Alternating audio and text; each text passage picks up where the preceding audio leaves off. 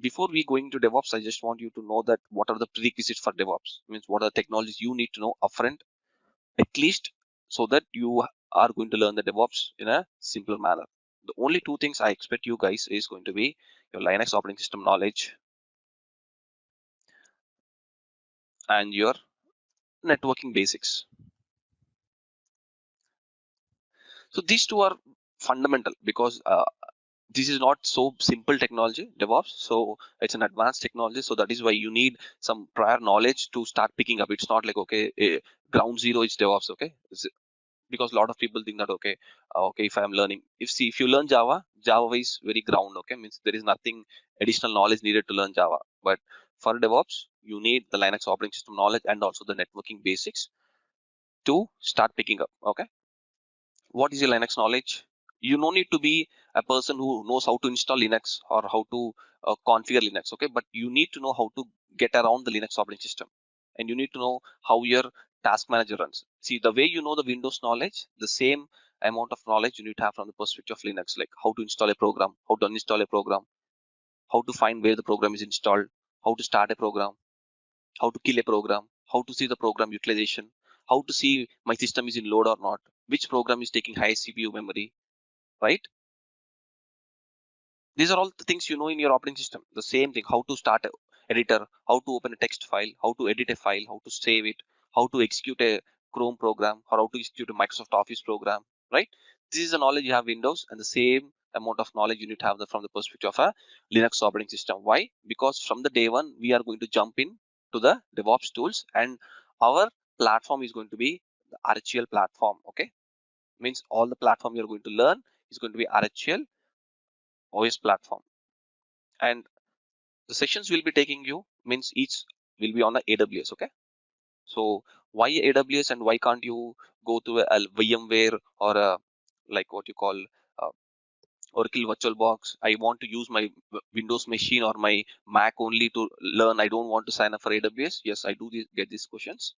The simple thing is, when we are learning DevOps tools, we need at least 2 or 3 servers to be used for each session, or all of our lab sessions. So we know that we have a lot of memory and processor constraints on our local machines, on whatever you call it as a workstation or your laptops. So that is why it's not an ideal platform, and you get a lot of issues. And if you face a problem, again, for you to recreate a virtual machine will take you at least 3 hours. But that much amount of time you can't waste. So everyone will be busy in their life. So if you use a cloud platform, it will be easy for you to spin up your servers, practice what you are intended to, and close it off, so that you complete the total lab in a very less amount of time. That's the only reason we go with AWS. Other technologies, yes, because if it needs a single server only, I would also recommend you to go that. But it's up to you if you are AWS or Azure or GKE, Google Cloud Environment, GC. It is up to you. Okay, clear? So all the people who are having the Linux knowledge need to increase the Linux knowledge. Okay. And the networking basis, this is simple, okay? I don't expect you to become a network expert, but at least you need to know what is an IP address, what is a network, what is a subnet, what is DNS, what is TCP, right? And you need to know your layers, okay? I know that it's an engineering thing. I want you to know what is your 7 layers, okay? 7 layers is like your engineering first year textbook, okay? Which is nothing but how the networking stack operates. And I think, yeah, your simple networking commands also, like your ping, nslookup, or your what do you call, mm, nmap, tcp route. Okay, these are the simple commands. And from the perspective of your Linux commands, as I told you, as a whole, you need to understand your operating system, but there are some simple commands you need to know. Okay, the yum,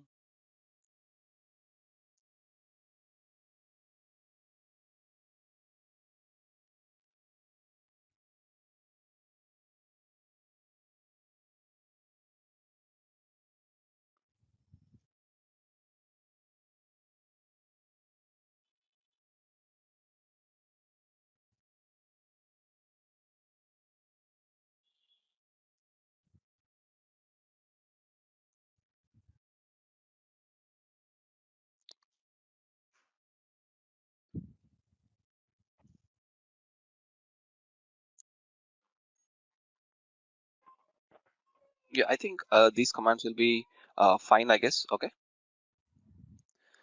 means apart from your, I don't want to tell you CP, LS, all these are there are a lot of basic commands, but these are the commands I expect you to know. Okay, so that you'll be comfortable using your Linux operating system. Okay, so this is something you need to have the knowledge so that it will be easy for you to pick up. Okay, guys, again I see people betting unmute. Okay, this is not, I need Gauri, please. I don't want any unmute. I'm very serious about the muting, guys.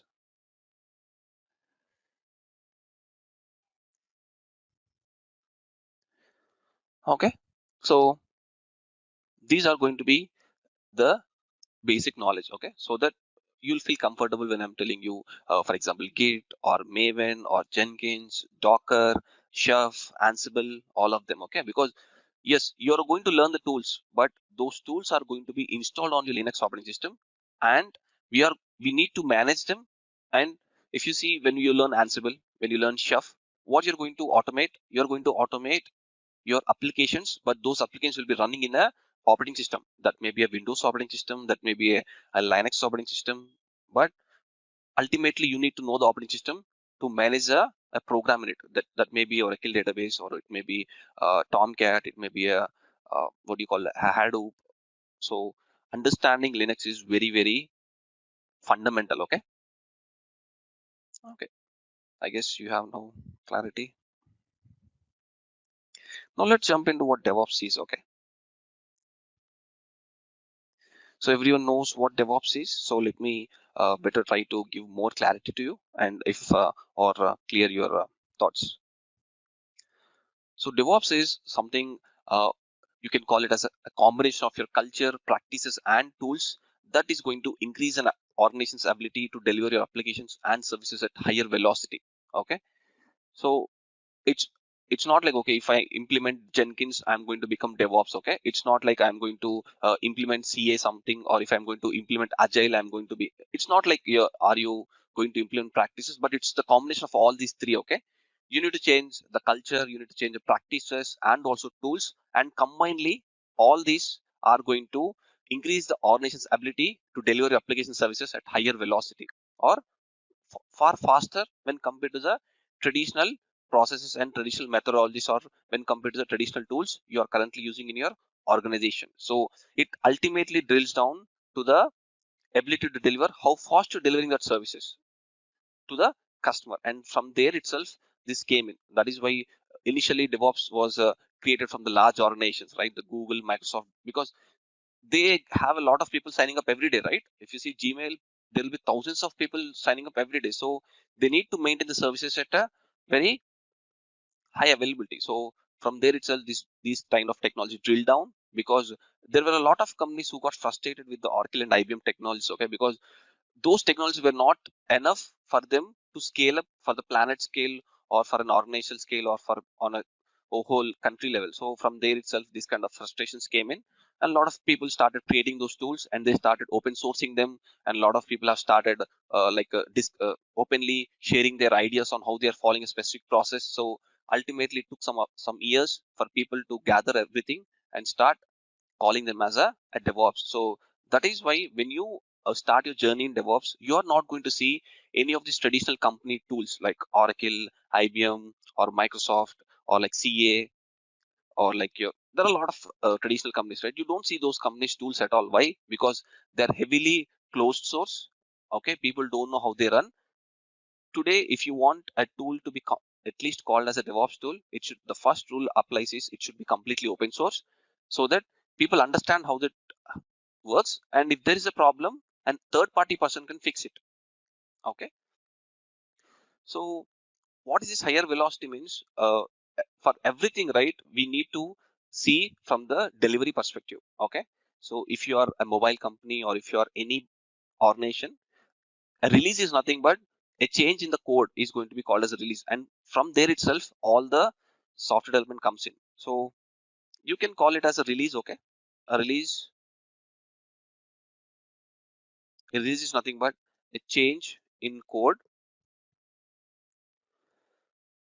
to add a new feature, or to fix a defect or bug. So everything starts from here, guys. Okay, so from here itself your SDLC starts. Okay, where you're going to first collect the requirements from your customer. Once you collect the requirements, and then you're going to do what? You're going to write the code, test it, everything. So the whole process starts here itself. Means where it starts, when you get a requirement, or when you get a requirement, and whenever you get a requirement, you make it as a release. So it means that you should have, DevOps is going to give you the capability to do more releases in the same period of time when compared to the earlier tool. So what you can do, you can drop the time for taking an application code from that point. You write it, test it in lower environment, then you do performance testing, load testing, then you put it in your pre-production, then you put it in production. So the time taken for an application code from the point you collect the requirement from your customer to release it to the customer will be decreased from months to the weeks, and sometimes days and hours also. And that that combination of all those things is called as a DevOps.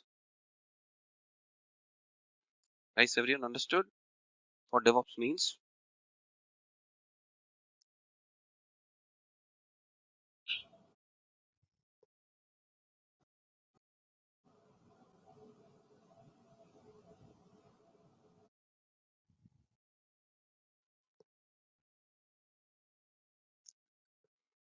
Yes, let me know if you have any doubts I can clear, or we can go forward.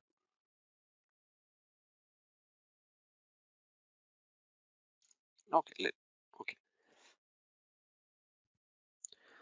It's not team velocity. It is something you call high velocity, means it's faster, okay? At faster rate or higher rate. Means if you're releasing 12 or 13 releases, right?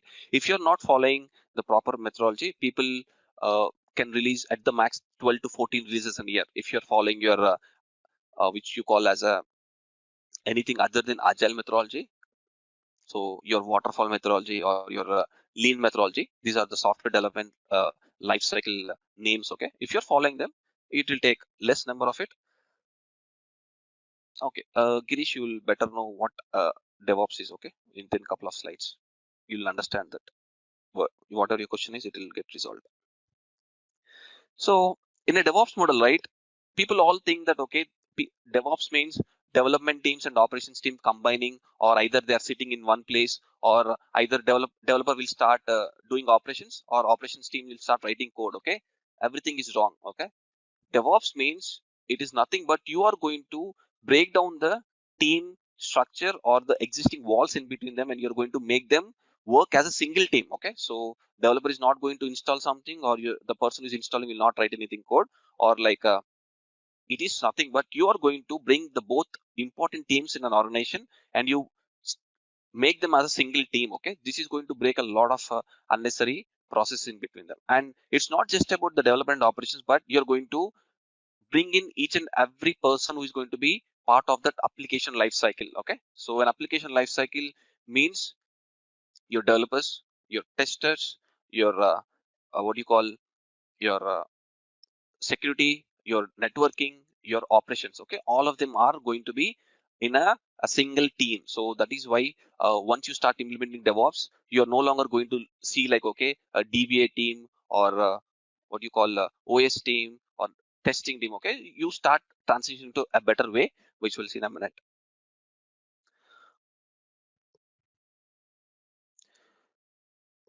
The team structure with DevOps, right? Large teams are completely broken down into very, very small teams, guys. Okay, so earlier people used to have large teams like, okay, a Unix team, or like a middleware team, and all the teams used to work there. But the team structure is being broken down. That looks in a different way. I'll show you that in a minute. Okay, so people ask like, why DevOps? Okay, like what is the benefit of it?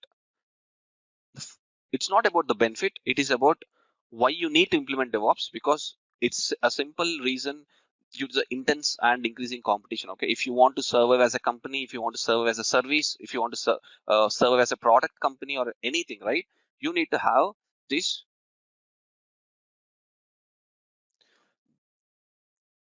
Okay, why silos will be removed? Guys, silos means nothing but breakdowns. Okay, so how? Okay, so let me see. Let me answer the questions first.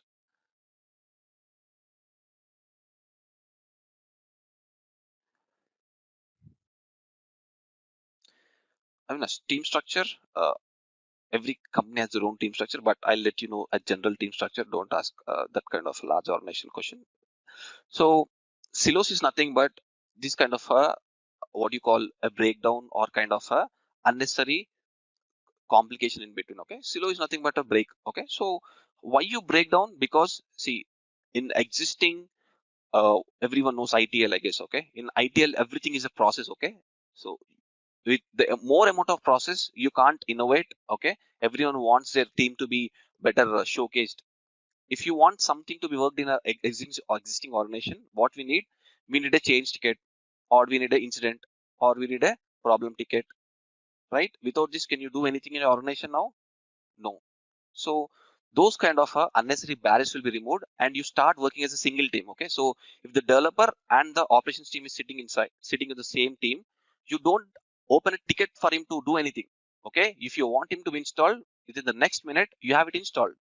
That is an unnecessary breakdowns removed. Okay, if you want something tested, you no need to send an official mail to the testing team putting CC his manager. Okay, can you please do the testing? Okay, he'll not reply you after 2 hours or 5 hours. Okay, he'll be sitting in front of you as a team. You ask him to do that, or else you automate itself. So that is why, like, those start working as something called as a product teams. So you start breaking down your company into a product team, and you start defining a product. Okay, for example, you have a mobile division, you make it as a mobile products team. Okay, so the large organizations are breaking their teams into small product teams, where each and every person responsible for an application lifecycle will be part of the product team, and you're going to have a individual product teams. Okay, and if you're a very large organization like a Verizon or Citibank, what you do is you have a one more structure called as a an organizational architecture structure. So you these kind of architects are going to define how those services are going to run. Okay, but that's another concept you'll not understand. But hope you understand your question. So let us see some of the reasons why you need to adopt DevOps. Okay, yes, you know what DevOps is, but you need to know the reasons, right? Because until unless we don't have a compelling reason, we are not going to change completely the way we are going to work. Okay, because DevOps will change the way you're completely going to manage your IT infrastructure itself. And due to that, there may be a lot of teams moving here and there. Some people's completely disappearing. There are a lot of teams coming up. Okay, and the way you're going to, the culture will change. Okay, so there are a lot of things going to happen. The first and foremost reason why people want to implement DevOps is going to be demand for an increased rate of production releases to offer new products and services faster. Okay, so obviously your client will be pushing you. Okay, because he wants to provide more number of features or services, or more kind of enhancements to their customers, and he's completely dependent on you only, because if you write the code, then only you can release it. Because a lot of times the your what do you call, the client will be waiting for you to release it, because he has everything in place, but he just want that service to be up and running in his website, right? He has a product team, he has ready to sell them, but if you don't put that code there, he can't sell his item. So that's why that is becoming very high. Okay, because in 2012 and 2014, right, the clients were happy with 13 to 14 releases a year, but today they want more than 40 to 50 releases a year. Okay, so obviously every organization or every client is demanding more, and you cannot achieve that using the traditional methodologies. And scaling. Okay, you want to scale up as much as possible, and again, that's not possible by you following or managing your infrastructure in a more manual way. Okay, so if you have a wide availability of virtualized and cloud infrastructure, okay, so everyone has a cloud infrastructure, or the everyone has a huge virtualization available in their on premises. But if you want to scale up your applications, and if you want to use that in an efficient manner, you need to have a DevOps implemented, which is going to define some processes where you can heavily automate your infrastructure to scale up to any number of clusters or any much amount of services. So yes, you're on cloud. Okay, see, if you're on AWS, but if you're not able to leverage the AWS properly, again, it's your mistake. So that is why remember that the DevOps principles are equally applicable to the on-premises or cloud. Okay, there is no difference. They are going to provide you the same amount of benefits. And if you want to use cloud properly, again, you need to follow a DevOps principle itself. Cloud is only going to give you infrastructure, which is you're not going to buy it, that's all. Okay, on premises you're going to buy it and you're going to own it. Here you're not going to own it. That's the only difference. You're still going to follow the DevOps principles to manage your infrastructure more efficiently and so that you can scale up easily and less number of errors. Okay, and the other important reason people why they want DevOps is they want to completely eliminate the manual errors. Okay, so they don't want anything, any manual things coming up, or they don't want any kind of a unnecessary roadblocks coming up. Okay, yes, you're automating, but once you're automating, again you also want this less number of errors also. So if you're scaling up, yes, if you're doing manual scaling up, again it's going to be a problem. So you automate that, but when you're automating, your expectation is that you also want to increase the usage of data center automation. So people used to write small shell scripts or Python scripts, right, 4 or 5 years back, but today we have a sophisticated configuration management tools defined within the DevOps practices, where how to completely increase the data center automation, not only on a server level, but on the whole infrastructure level. It may be networking, it may be storage, and it can be your servers. Okay, so you can spin up 100 servers, or you can install Java on 1,000 servers, or you can update uh, for example, a specific Oracle table. Anything you can do with minimum amount of code, and you can have something on a whole data center level. So again, that's a very important thing, because people, a lot of times everything will be proper, but one of the team member or one of the engineer will be doing some mistake, like instead of deploying to non-production, he will deploy that to production, or instead of deleting a non-production data, he may delete a production data. So a lot of manual errors or these things happen, right? So this way you have a more stable and reliable environment in place, where you can then deploy your application. If you don't have this reliability of your infrastructure, right, it doesn't matter whether you're writing a very good Java application or a very good mobile application. Okay, ultimately it's going to crash. And another thing, being able to handle the surge in customer demand. Okay, so if you want to scale up, or if you want to move from one environment to other environment, or if you want to like adopt a multi-cloud platform, again DevOps is the go-to platform you are going to follow, through which you can have a hybrid environment in place. Means if you want, there are some tools within DevOps like your Kubernetes, Docker, which allows you to make sure you have a multi-cloud platform or a hybrid environment running, and it doesn't matter where your services are running. These tools are going to do all of this abstraction on your infrastructure level. Okay, and remember that already DevOps is in second stage. Okay, people are still trying to think the DevOps in an like a older way. Guys, you need to change your mindset. Okay, because most of the people who still think about DevOps, right, they still think about like what you call, from the perspective of Tomcat, or your what do you call, the web server, which can be your Apache web server.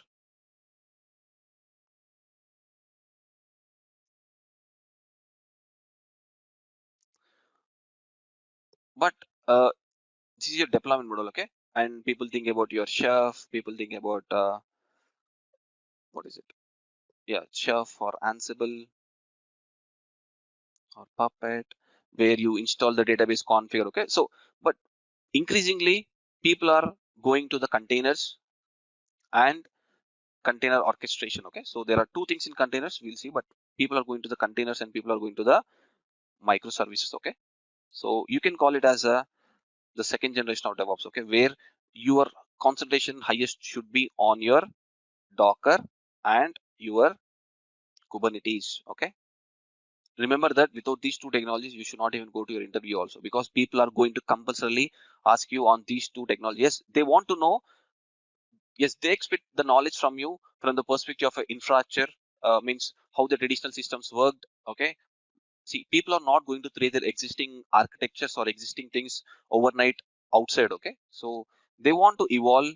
Sometimes they want to only just add on top of it, they want to completely rewrite it. Okay, rewriting the Java code, existing Java code, is a huge task. Okay, it may take decades for some companies. So that is why every DevOps journey doesn't look the same. Okay, some people will, there are other tools, there are a lot of tools where the migration should be the same way, there is no other chance of migration, but the journey to the DevOps will be a lot different.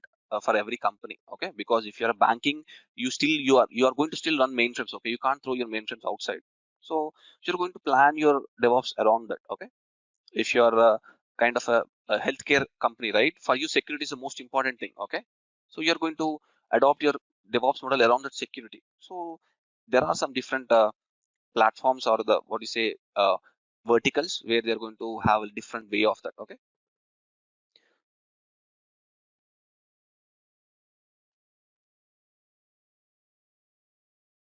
and the benefits, obviously people will know that you can innovate and provide faster solutions to the market, where you can, where earlier you were taking 1 week to or 1 month to release a new product or a bug fix, but now what you can do is we can release a bug or a new product within a week or a couple of weeks. Okay, that is why earlier we were not seeing that our app updates coming up that regularly, whether you have an app store or a play store, right? These days we see the app updates rapidly coming up. Every couple of days we see apps in our app store. Why? Because everyone is following the DevOps model and everyone is heavily automating their infrastructure, their testing, their integration, their deployment. So very less amount of activity is happening, and most of the time people are spending only on writing the code. Okay, beyond writing the code, most of the activities needs to be heavily automated, and that's the DevOps journey. And one of the biggest benefits of DevOps is you're going to detect the defects in the very early stage, and also you're going to have the defects fixed very faster when compared to the earlier methodology. So how can you do that? We'll see when we are following, when we are going to learn one kind of a DevOps practices. Okay, and stable and reliable operating systems. Yes, the more you automate, and the more you automate on infrastructure level or on your completely your data center level, there will be less number of manual errors or manual prone errors, where it's not going to give any sudden surprises, or which is completely going to eliminate your rollbacks. Okay, and obviously this is a byproduct of it, but one thing you get is reduced failures and rollbacks.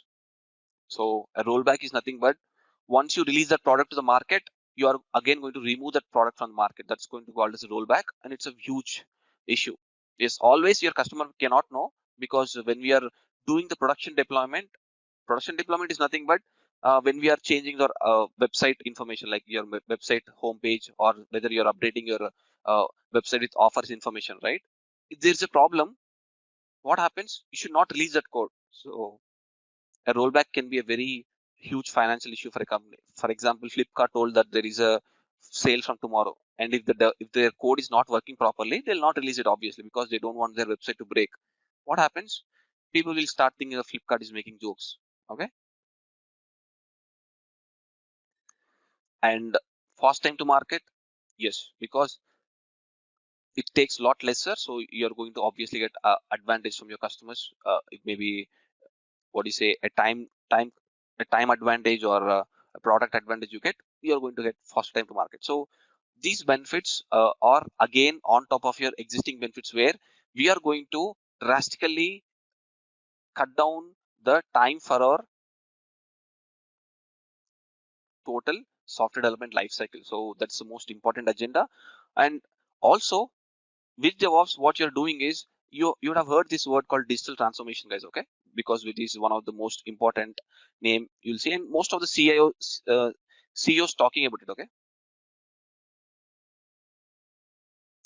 what does digital transformation mean? Is you are going to change your existing systems, so that you are going to upgrade them, so that they are going to talk in a varied ways. Okay, yes, people used to have web or mobile, but today you have something called as a multi-cloud.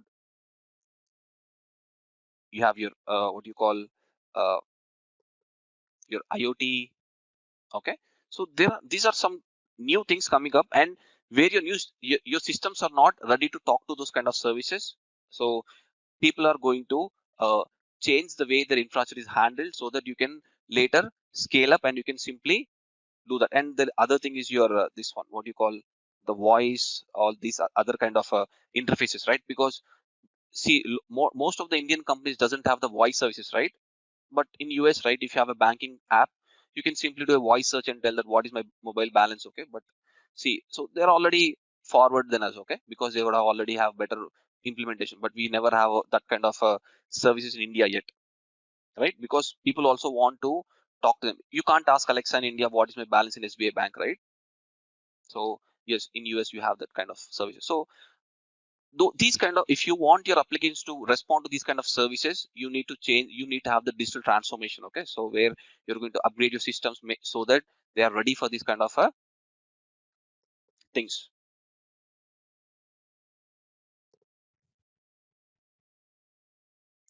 So someone asked me like, how the teams are going to be following, right? So this is how you're going to teams are following, okay. So earlier teams were organized by function, okay. So you have operations team, business team, developers team, security team, QA team, okay. So and totally the head of that was used to be your chief information officer, okay. But now you have something called as a continuous integration and a continuous delivery method. You have something called as an integrated product team, okay. So you're going to have multiple teams, and each team has all of these members which are going to be part of your application delivery life cycle, okay. So that is how you're going to plan, and sometimes some of them are not even required, okay. So if you see, increasingly you don't need your operations team, okay, because a DevOps engineer is going to become your operations engineer, because you are going to spin up a new Linux machine, okay. And increasingly most of your infrastructure people are going to be rapidly disappearing from your organization, okay. The people who will be like soon, who will be like disappearing, or most of the companies have already eliminated, are going to be your OS engineers, your middleware, your network, your storage, your uh, security, okay. Not security means okay, let me tell you, the network security people, okay, not the actual security. Actual security are important, still very important. So these are the team members or the teams you are rapidly going to see them decline or being completely eliminated. Why? Because these are completely overshadowed by new age tools, okay. And one of the most dangerous tool in the market today is Kubernetes, guys, okay.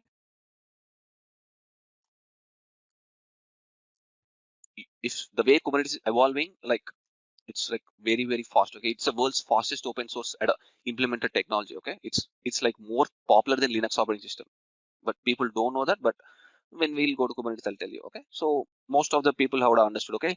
The first and important thing, easy information sharing, the improved response time, and maintain the customer focus, okay. So this time, in this right, what you'll do, your manager will try to save you, okay. If you did a wrong thing, normally what your manager will do, your manager will try to do some cover up. Otherwise, as a team, you're going to get the blame, right? That is why you have this blame game, people pointing the fingers at each other, right? All these kind of things will be completely gone. So you have your OS team along with you, you have your testing team along with you, you have your developer, okay. So the most three important people in your team are going to be a DevOps engineer, a test engineer, and a developer, okay. Increasingly these are the only three people you need for a product team, okay, because security is something like a common for whole organization level. But increasingly, if you want a continuous integration delivery, the only people required are these three teams, okay. And these three teams are already more or less already talking, but you are going to bring them to the single team. Clear?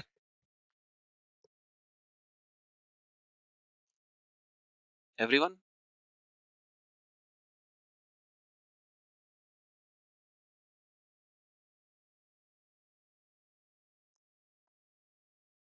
The developers, testers, and the DevOps guys, okay. Because if you see, DevOps engineer is going to replace all these people, okay.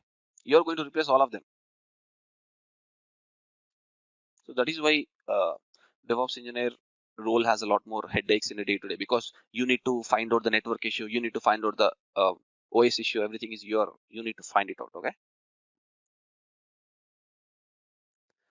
And people, first thing you need to remember, guys, is DevOps is trying to solve the problems from the past 20 or 30 years of the IT industry, okay. So DevOps is DevOps is not something you're going to get something out of it, but if you are coming to DevOps or if you're implementing DevOps, means there are some fundamental problems in the way we manage our IT systems, and you're going to fix them, or better, make them. Okay, so we all know what is waterfall methodology. Everyone knows what is waterfall methodology.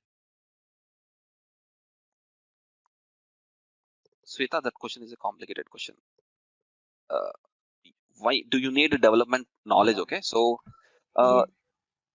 see, increasingly, there are two ways of writing code. Okay, one is functional code, one is your automation code. Okay, functional code means Okay. you're actually going to write a code where you're going to, for example, uh, request of like what is my past 6 months order. Okay, for that you need to Okay. write a lot of logic where you need to handle the UI part, your execution part, and also you should have the knowledge of how to talk to a database system. Get so it's a what is functional coding. But in an automation coding, someone expects you to write, for example, someone told you, okay, that I want you to create 10 servers in AWS and come back. So that's an automation code. So, but increasingly, people are not using these programming languages. Why? Because it has again a long cycle of a what do you call adoption cycle. Means if you want to become a very good at Python, it will take a lot of time. Okay, people don't have Okay. that time. That is why there are some sophisticated tools in the market which are the first preference, and when there is no option of it using, or the tools have not yet evolved, then you start using your Python. Okay, so Mhm. remember that the most important tools in the market from the perspective of those will be your Ansible. And I think you can forget about Chef and Puppet. They have become completely irrelevant due to the Ansible, what you call, uh, popularity. And on the cloud, again, everyone has their own automation. If you have, for AWS, you have your cloud formation. For your Azure, you have your Azure Resource Manager. So again, they are internal. Okay, so Yeah. as a whole, you can use Ansible.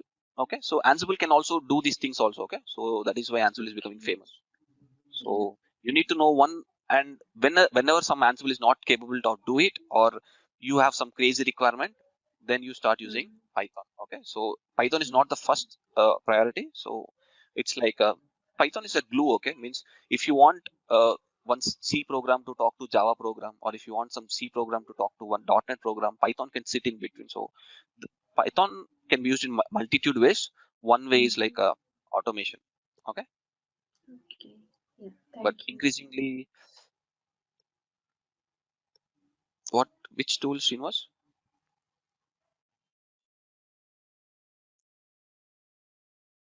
See, cloud formation, and yes, Ansible. Yes, Ansible can do can manage all of these. What do you say, clouds? Okay, but increasingly, but most of the time, people are not yet taking that Ansible. So again, people are doing a two-step approach. Okay, so when they create a hardware on AWS, they create a service. They are using cloud formation, but day-to-day activities, people are using Ansible. Okay, means if you want to restart something, update something, or do something. Let's see, you don't create every day, right? If you create a server once, that's it. Every day you don't create a server. Every day you do a lot of operations on that server. The same thing. If you so for operations, people use Ansible, but for creation, they use the internal tools. But operations, people are using Ansible, okay, because it's a lot more easier and a lot more simple, okay.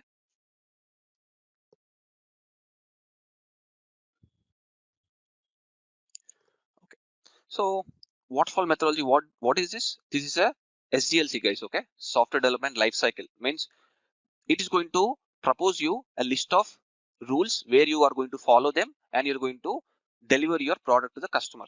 Okay, it's the same way, the way you design a car. Okay, first you collect the requirements, like whether it's a SUV or a family car, or it's like a uh, luxury car. Then you start, once you have requirements, you start designing it. Okay, you design the car, then you develop the car, then you prototype it, and you do again extensive performance testing, and you release it. The same way, the waterfall methodology also has these kind of steps where you first collect the requirements, then you plan it, then you design it, then you develop it, then you test it and release it. Okay, so these are the steps you have. And remember that when the waterfall methodology came in the 80s, right, the software industry was not even there. Okay, people, so what they did, they directly went to the automobile industry. So they saw that how cars were made, and they directly copied the rules and they placed it here. Okay, so that is why the waterfall methodology has the rules completely copied from another industry. And due to that, right, waterfall was never a methodology which was suitable for IT industry, but still it was fine when they used, but people still trying to use it is a bad thing. Okay. Yes, in IT side, if you didn't have internet, okay, you have a website, sorry, you had an application running inside your systems, your intranet, and if that application was down for 6 hours also, no one used to care. It was fine because people used to directly book it, but it's not a good thing now. Okay.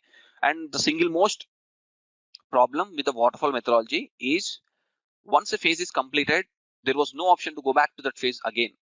It means that, for example, when you're designing something, you forgot to design something. After that, you came to the develop phase, means you started developing one prototype. Okay. So during the prototype development, you found out that there is a design flaw. So in waterfall, there was no process defined on how to go back to design and again come back to your what product development phase. So this was the biggest drawback of your waterfall methodology, and that is why what happened is, if you had a problem, people used to again fix it in the next release, but not in this current release, though they know that there was a problem. Okay. And the lean methodology again was completely what do you say, related to waterfall methodology only. Again, it was also a automobile industry methodology. Okay. It was again developed by Toyota, and Toyota still follows in their own organization. Okay. Because for them it is good, but for us it's a bad thing. Okay. And in the lean methodology, it was completely waterfall only, but they did a couple of changes it. Okay. What did they do is, uh, this methodology was introduced to remove the unnecessary options from the system. Okay. Means, what does it mean? When they applied it to the IT, they found out that you should start removing unnecessary software features like graphics or icons or some unnecessary things, and you should start removing the communication delays.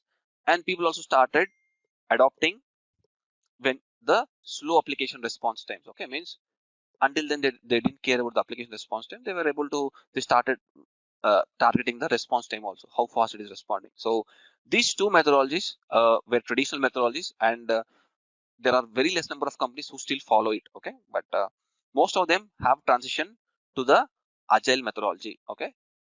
So agile methodology was the first methodology which was specifically written for the IT industry, and this methodology was very simple. And here you always had a way to go back to whichever phase you want. Okay. Because if you see, if you're making a car, can you only make half of the car and again go back to the drawing board and make a other half of the car? It's not possible. Okay. That is why in waterfall methodology, 100% of the system was defined upfront, right? Because you need to define whole car upfront. You can't define only bonnet, or you can't define chassis once and again come back, right? So that was a problem. But in agile, you can only define 10% of your uh, uh, requirement, and you design it and again come back. Means you can only design home page, you can completely concentrate on the home page, work on the home page, and again start on the contact us page. Again you can go back to your login page. Again, after login page, you can go to your settings page. So you have the freedom of only selecting a specific part, designing it again, overall building on top of it. That is why agile model has a something called as a iterative and incremental process model. Okay. Where you focus on the product's process adaptability and customer satisfaction. Okay. So let me tell you agile in a very simple manner. So for example, someone gave you to design your homepage. Okay. Not only design, but update your homepage also. For example, you need to homepage update for your holiday season. Okay. So this is your requirement. Okay. You are a UI developer. If you're following the agile methodology, what you do is you are going to rapidly deliver your working application or in development code to your developer and get the feedback and again change on top of it. Okay. It means that we create a working model, deliver to customer, get the feedback, apply it, again start from step one. Okay. So this way, what happens is you are going to get the customer satisfaction very early stage itself by rapidly delivering of working software product. Okay. So yes, because normally people never used to do that. People only used to deliver the product once it was completed, 100% complete. But see, today your developer told that we need the orange color as background. Okay. But at the end of the project, once he sees it, he may not know, because colors, fonts, placement, icon size, icon depth, icon 3D icon. So there are thousands of things where your developer does, where your client may not be happy with whatever he told. He'll tell you, yes, I'm telling you now, go and change. But you'll be in a very advanced stage of development, which may not be possible. But here you are going to do this in a very rapid fashion, and that is called as iterating. Okay, iterating means doing changes continuously. Okay, that's called iterative. Once you iterate, then you go to the increment. Increment means you then go back to your next product or next feature. Yes, once you complete your home page, you may go to the mobile section, then you may go to the electronic section. That may you so this way what you do is Agile breaks your code into small features. We work on a single feature and move on to next.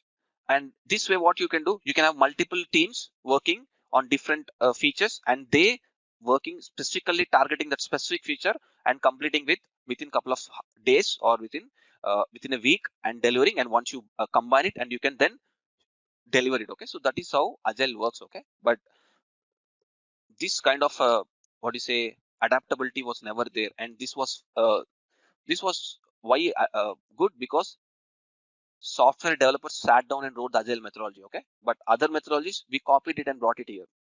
So that's why Agile is the most important methodology.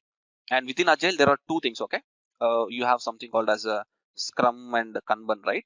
So Scrum is used for your new projects, and Kanban is used for your what do you call, what is it, support. Okay, support means existing. It's not like support, but maintenance or support. Okay, so understanding it's again nothing but little bit different. Okay, they follow the same practice, everything. They are not fundamentally different, but little bit different it will be there. Okay, but why did I start like from 80s and came 90s and into the 2003s? Okay, Agile came in 2003. Okay, but though Agile came in 2003 and 2004, people were not getting the complete benefits of it.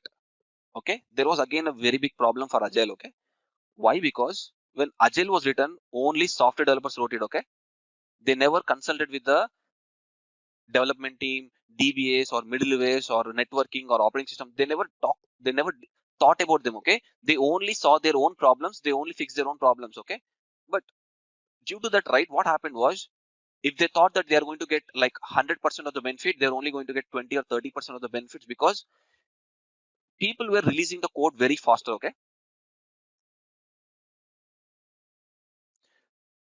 what happened is the ops team were not able to catch up with them. Okay,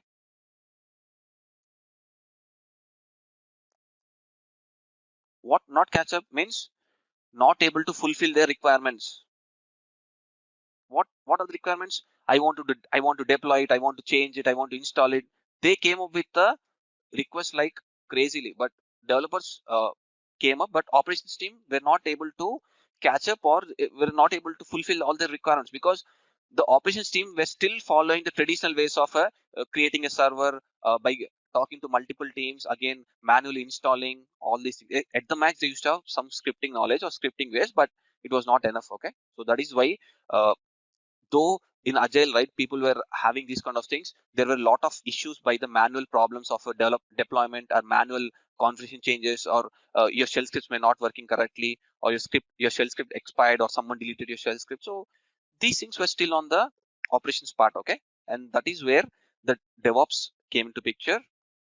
And DevOps is heavily related to your Agile. Okay, someone asked me a question. So DevOps is heavily related to Agile delivery. Why? Because DevOps is built on the concepts of Agile methodology. Okay, so how it is built is, it has identified the importance of extending the Agile principles beyond your development. Okay, yes, we know that Agile methodology was only concentrating on how to write the code better. Okay, yes, but beyond how to write the code better, it's only 50% of the part. If you write a better code, you should also deploy it in a better way, in a scalable manner, so that it can fulfill your code, right? Fulfill your requirements. So that is why it has identified that importance of extending the agile principles beyond development by including the operations of all the other functions that support your application lifecycle. Means giving that kind of agile nature to the operations team, giving agile nature to your testing team, giving agile nature to your security. Means it has provided additional principles or set of rules to others, so that they also can be more agile, and overall you can achieve more. Okay, understood?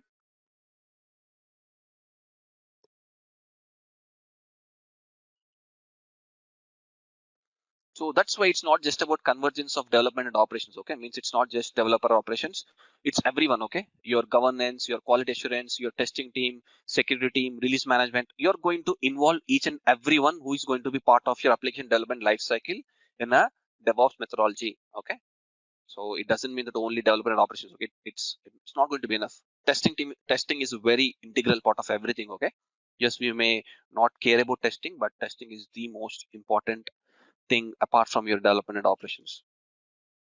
And the same thing goes to security also today. Okay, and people all know what is DevOps, right? People are increasing, means we know that people try to create new names, so increasingly people are thinking about this. Okay,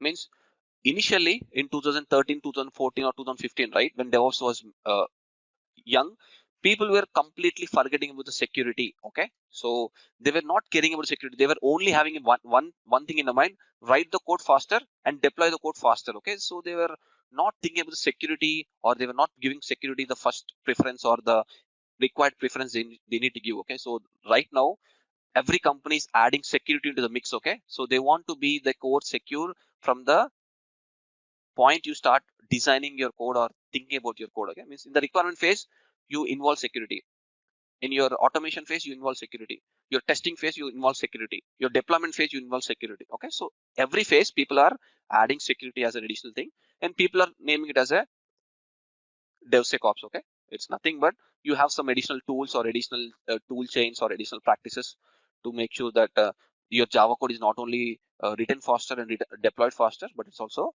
secure also. Okay, no need to worry about it. There are some right now large companies are buying small companies. Okay, and so that they can add that to the existing what you call existing tools itself. Okay, so that is why the last year, right, DevSecOps became very famous, and last year a lot of small companies were bought by large companies to standardize it. Okay, that is how the startups gets bought. And sysops is a very simple thing. Okay, sysops is a word there in the market from more than 20 years. Okay, sysops means system operations. So this this specific word is used by people who normally like who are monitoring your systems. Okay, or who are setting your systems. System operations means the people who are only going to like monitor your systems. Okay, or who are going to just see the systems are available or uptime or running. Okay, so system engineers are different thing. Sysops means most of the time people consider them as L1 teams who are only going to monitor your tools, or they are going to be there as the first persons to respond to your organization's problems. Okay, so if there is a problem, right, we as a DevOps engineer, you don't monitor your production tools or monitoring tools. There will be a person who will be doing that, and that is sysops. Okay, there are system engineers and operation engineers, but sysops is that word. So as you know, now everyone in an organization are implementing DevOps now.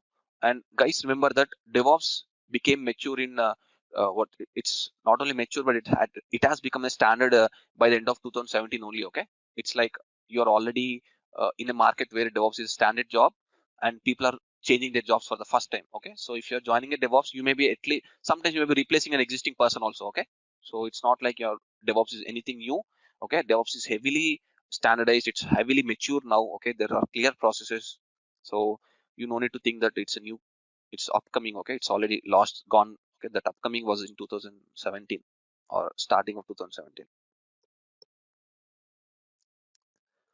And once you know that, okay, that how DevOps has been evolved from which methodology or what kind of it is doing, but if you think about implementing DevOps in your organization, what steps you need to follow or what you need to do to have DevOps in your organization is a very important thing. Okay. So if you want to implement DevOps, it will be completely achieved if the below 5 aspects of them are completely automated. Okay. Yes, there are 5 phases, but each and every phase should be completely automated. The collaborative development phase, your continuous testing, your continuous integration, and your continuous delivery and deployment, and your continuous monitoring. Okay. So these are the 5 different phases available, and these phases must be completely automated so that we are going to achieve something called as a DevOps. So let us see this each phase and what kind of tools will be used and what kind of tools we are going to learn. Okay. Yes, there are some tools like what you call what is it? There is something called Jira. Okay, Jira is not used by us, but still Jira will be part of the collaborative development. Okay, because when you're developing, you may also need to plan it. Okay, so apart from collaborative development and testing, these 3 are something most important, and that is why uh, of all the 5, these 2 are the most important. Okay, the continuous integration, continuous delivery. So that is why whenever you see, sometimes you in your job description, you see we need a DevOps person who can like implement CI and CD, right? That is what you see in the job description, CA/CD, right? Because these are the 2 most important what do you say, DevOps phases. But overall, these 5 phases are important to completely implement a DevOps in an organization. But of all that, CA and CD are the most important 2 phases, and much of the activity will be there here. Okay, means what much of the tools you install, much of the things we are going to perform will be happening in these 2 phases. Okay, means as a DevOps engineer, you will be more involved in those 2, because testing, you're not going to do the testing, obviously, but development, you're not going to write it. Monitoring, yes, we'll do that. It is our activity. Let us see each phase. Okay. So in the collaborative development, this is achieved through the Agile methodology. Why? Because there is no better methodology for you to write a better code in a very short period of time or short notice of time. So obviously, we are going to use the Agile methodology as our software development methodology, which is going to emphasize on a short iterative planning and development cycles. That is what we learned. Whatever I told you about Agile, I told you in a very short period of time, but overall, that is what Agile is. Okay. And this collaborative development will give you better control and predictability on the changing requirements.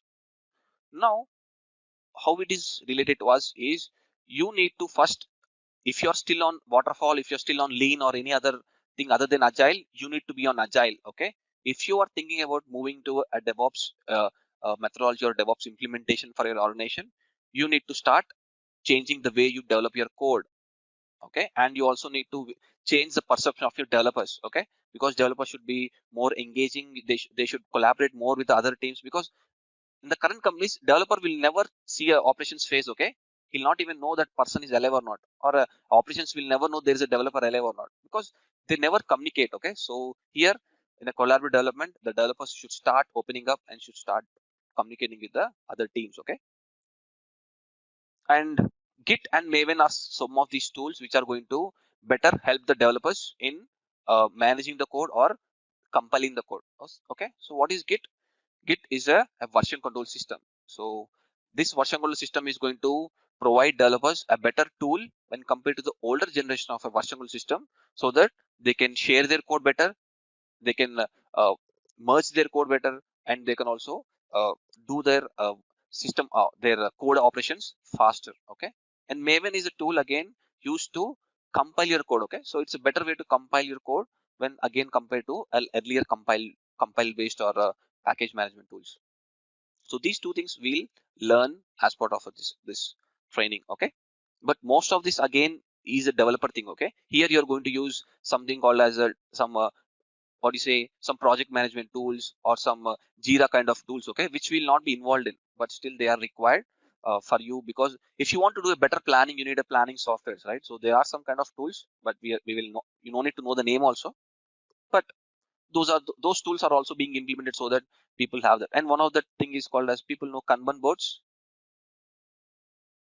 Kanban boards is nothing but it's a small kind of a life cycle. Okay, means if you have something, you're going to have organize it, and you're going to have a small Kanban board within that life cycle, and you're going to follow it. Okay, it's kind of the way you get a work in that agile methodology. Okay, so you may be a developer or you may be a tester, so that follows a process but which you are not concerned about. But we need to understand that yes, the first phase is collaborative development, where you are going to implement agile. You are going to need some tools so that you are going to better manage your developers productivity, which are going to be your version control system and the build management tool. Clear?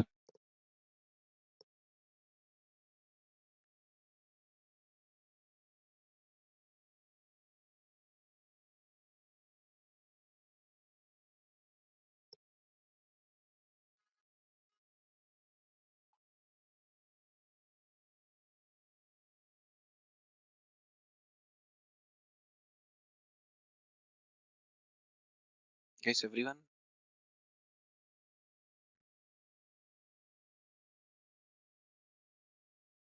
Okay,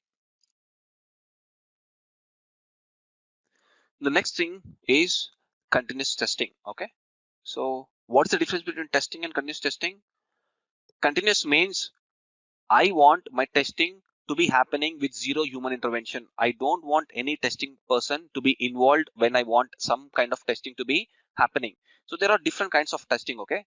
Like your smoke testing, regression testing, acceptance testing, uh, load testing, performance testing, unit testing, okay? So there are different testing styles, and each testing is related to specific kind of a testing. And then you are going to have your a testing tool that maybe you can buy the tool, or you can get an open source. Okay, but the importance of testing overall in terms of your DevOps is, if you are planning for a DevOps implementation, you need to maximize your testing to be completely automated. Otherwise, you're not going to get anything, or you're not going to realize the benefits of DevOps. Okay, so that is a very integral part of your DevOps practice. That is why there are huge number of Selenium jobs in the market, because people wants to rapidly convert their manual processes or semi-manual testing to completely automated testing.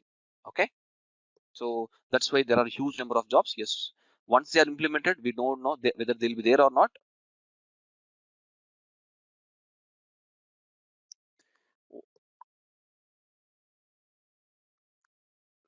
What is this, Sunil? I don't understand. Your problem is, see, you are asking some questions which are completely way out of this. See, we can't deviate too much. Okay, I remember your questions, I'll tell you, but I think asking deeply about Ansible when we are discussing about CD is not an appropriate thing. Okay, too much deviation, I'm fine. Okay, I can deviate anywhere. I can tell you about Ansible story itself for 4 hours. Okay, but too much deviation is not a good thing again. Okay,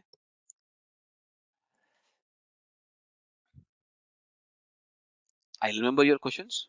I'll again rephrase your answer and tell you that okay, that they are being answered. Don't worry.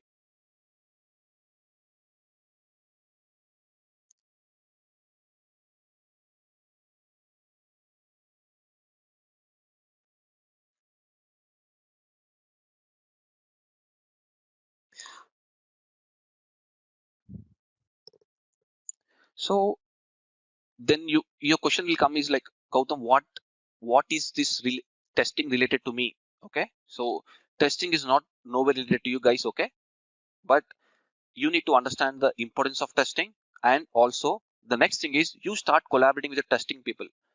What collaboration you are going to do is, you need to know which testing tool is in which server is installed. You may need to collect the server details, and you may need to collect inside the server, inside which location that is there, and what is the program name. Okay, what is the port number. These kind of details you need to collect from the testing team. And also the other thing is, sometimes you also need to like inform the testing team that okay, there are some issues from my from DevOps tools not able to communicate with the testing tools. Okay, so these kind of things you do. And sometimes you also are going to like update them that okay, this whether the new code related method, what is the test case are there or not. Because if your developer is changing the code, your testing team is obviously going to write new test cases, or they are going to change the way the test case is going to run. So that is why uh, when you start becoming a DevOps, you also may need to talk to your testing team to collect these kind of details, or sometimes you may also be part of a same team meeting, because if you have a new release, or if you are having a new requirement, you may also be involved in a call with the testing team. The testing team may ask you some questions related to infrastructure. So those kind of interactions will be happening. But most of the time, our DevOps engineer will always have a lot of interaction with the developer, okay? Because the developer will be having a lot of requirements, and most of your requirements will come from the your development team only, okay?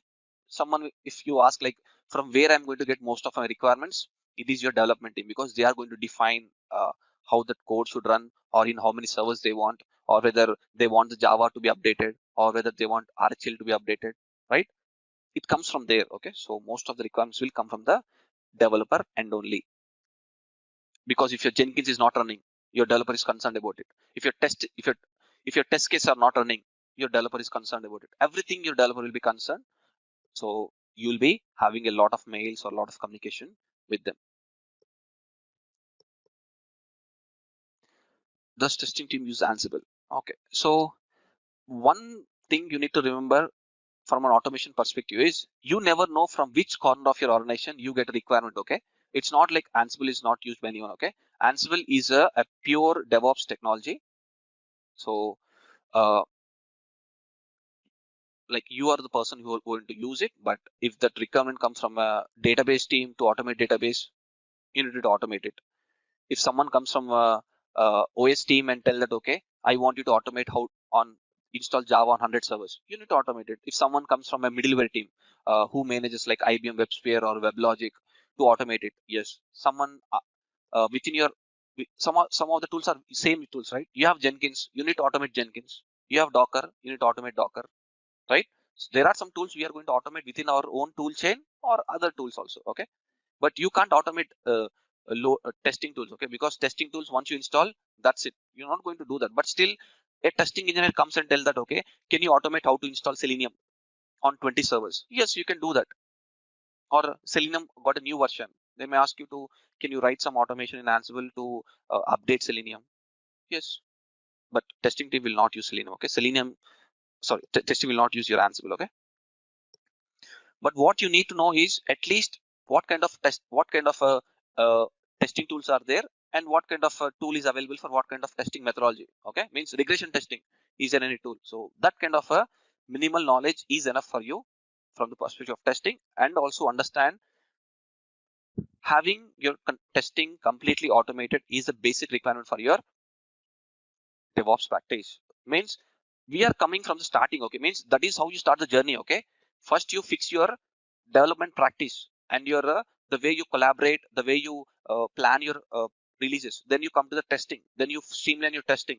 Once you streamline your testing, then you start thinking about your the most important phase of your DevOps is going to be the continuous integration. The continuous integration is going to be the heart of a DevOps, guys, okay? So it is going to define how you're going to do everything from the perspective of your coding, building, testing, deployment. Okay. So continuous integration, uh, the meaning will be very simple. Okay. It means that it is small practice of checking in the code to a shared repository several times a day and testing it each time. What does it mean? For example, I have an application called as a offers application. So this offer Java application is nothing but I need to write the logic of how to apply offer to a product. Okay.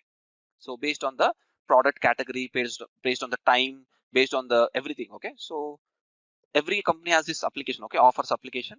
And there are like 3 developers who are working on it. Okay. Now, we know that in Agile, what we do, we rapidly deliver working software to the customer.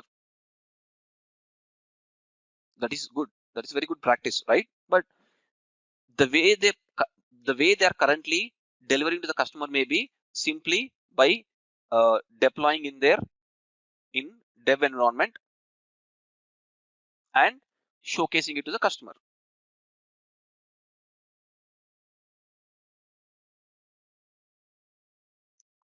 Okay, and but the end of the project, when you feel that there are no defects, you start finding defects from the perspective of integration, from the perspective of loading, from the perspective of scale, from the perspective of some kind of compatibility, because you didn't test it properly beyond your single server.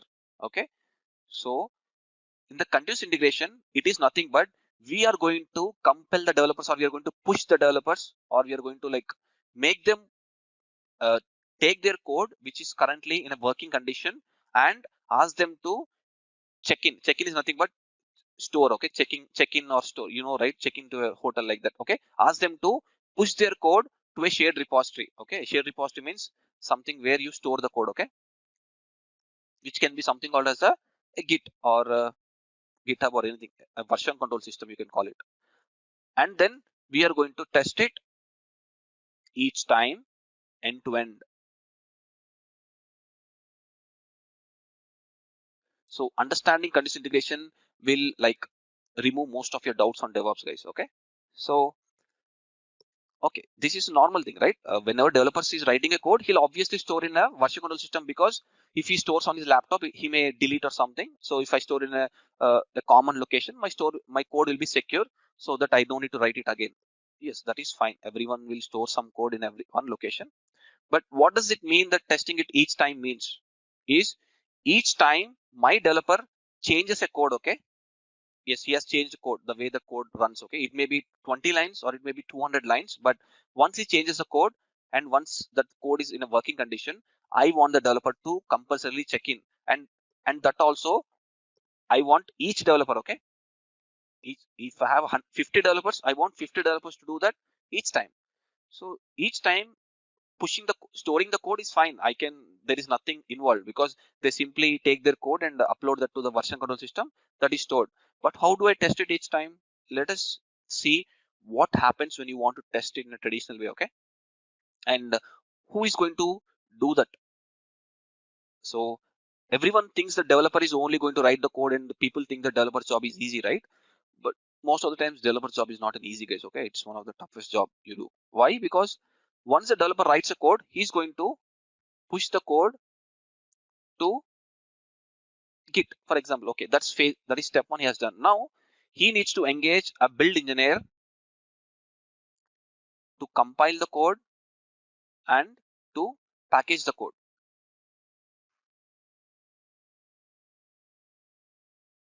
Then he need to again engage a middleware engineer. Okay, for example, who is like a WebLogic or a WebSphere. Okay, because these are the most biggest deployment platforms you have everywhere. Okay, so you involve this kind of middleware engineers to deploy the package. Then if you have any DB changes, you are going to involve your DBA to update, for example, some tables or schema, obviously, because remember that that always our code is always related to the way that our database is schema, or the database schema itself. Okay, means once you know little bit that, it will be good. Why? Because whenever you plan anything, right, first thing you plan for a software company is how the data is organized. Once you know how you have organized, then you start writing Java code on how to talk to the data, and then on top of the Java code you put your presentation, so which we'll see in a minute. Okay, and if you have something related to OS, you also involve OS team. For example, you want to install additional components or upgrade, you upgrade it. Once you have everything, the latest code,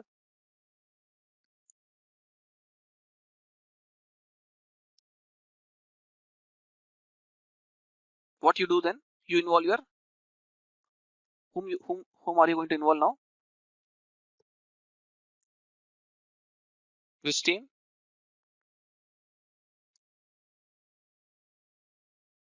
Who comes into picture, guys, now? Simple question. Testing. Testing, right? Testing. Yes, testing, obviously, right? Testing. So testing will do end-to-end testing. Okay.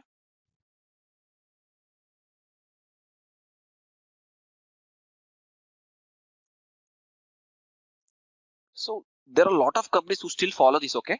And each time people ask me what is silo. Okay, is if you want, if a developer wants something to be done by build and release team, right? Okay, build and release job is a very common job which is there in most of the companies, guys. Okay, each topic I told, this is a physical person. Okay, I'm talking about. So the people who work on Ant and Maven, right? And these people called as a build engineer. Okay, so who work closely with the developers, who write the build scripts. Okay, who write the build jobs. Okay, so yes, they also have a considerable amount of work to do. So they are called as build engineer.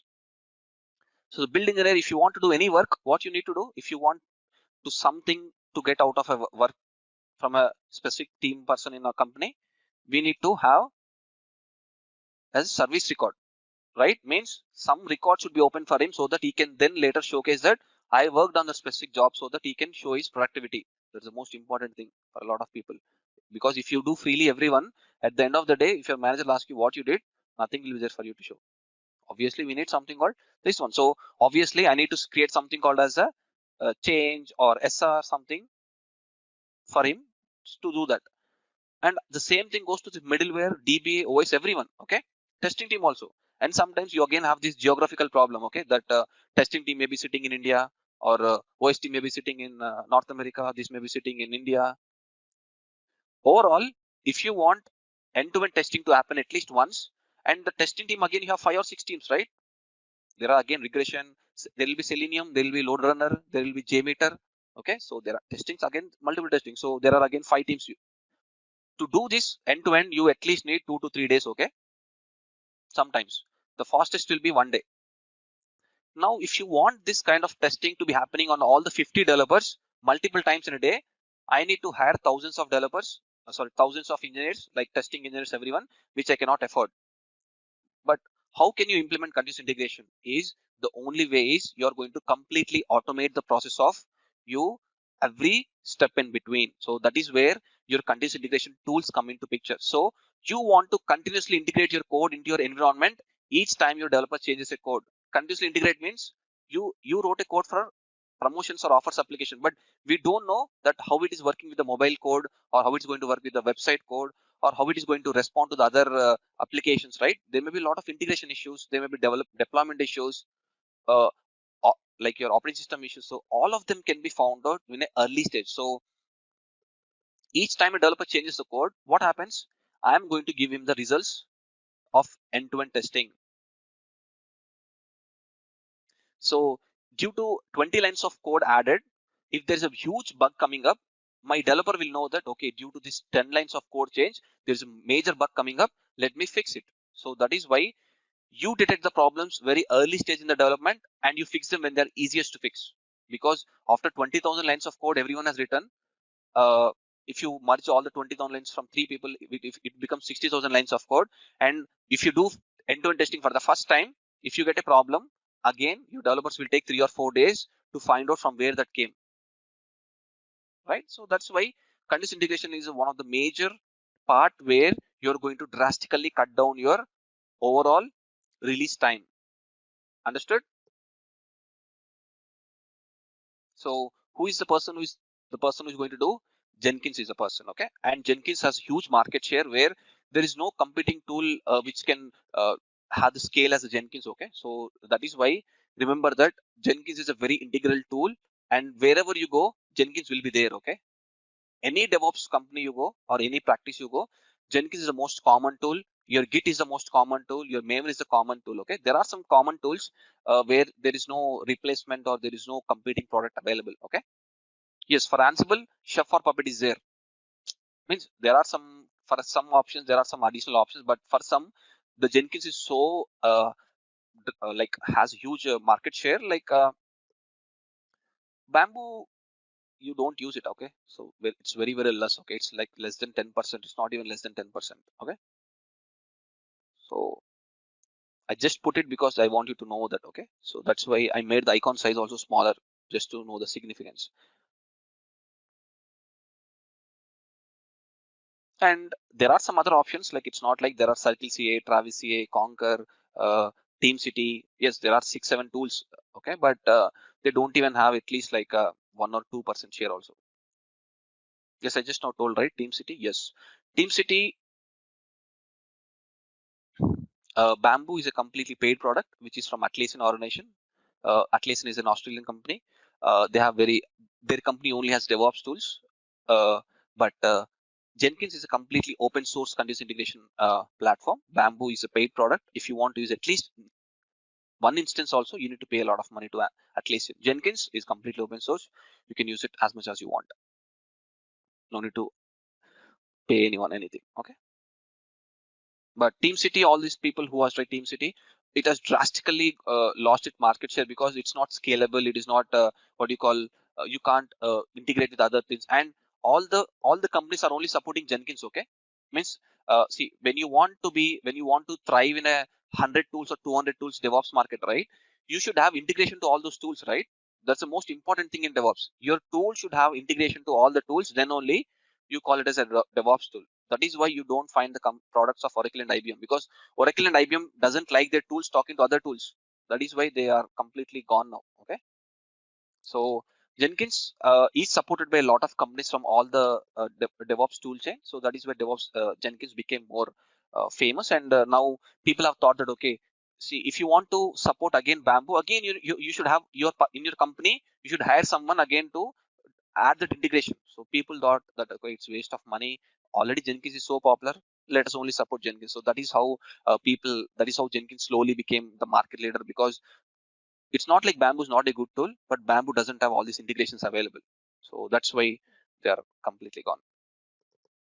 Jenkins has 1,000 plugins. Bamboo doesn't even have 100 plugins also. Okay. It only has 20 or 30 itself. That two are not good. So everyone understood continuous integration?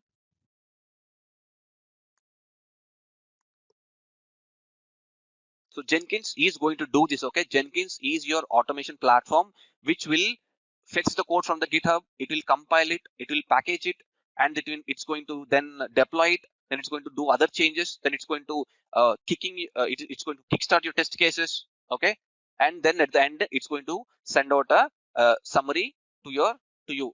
That summary can be failed summary, because sometimes some testing tool may not be invoked, or yes, your Jenkins will support iOS, Android, .NET, your whatever it is, your PHP, your Java, all of them. Okay.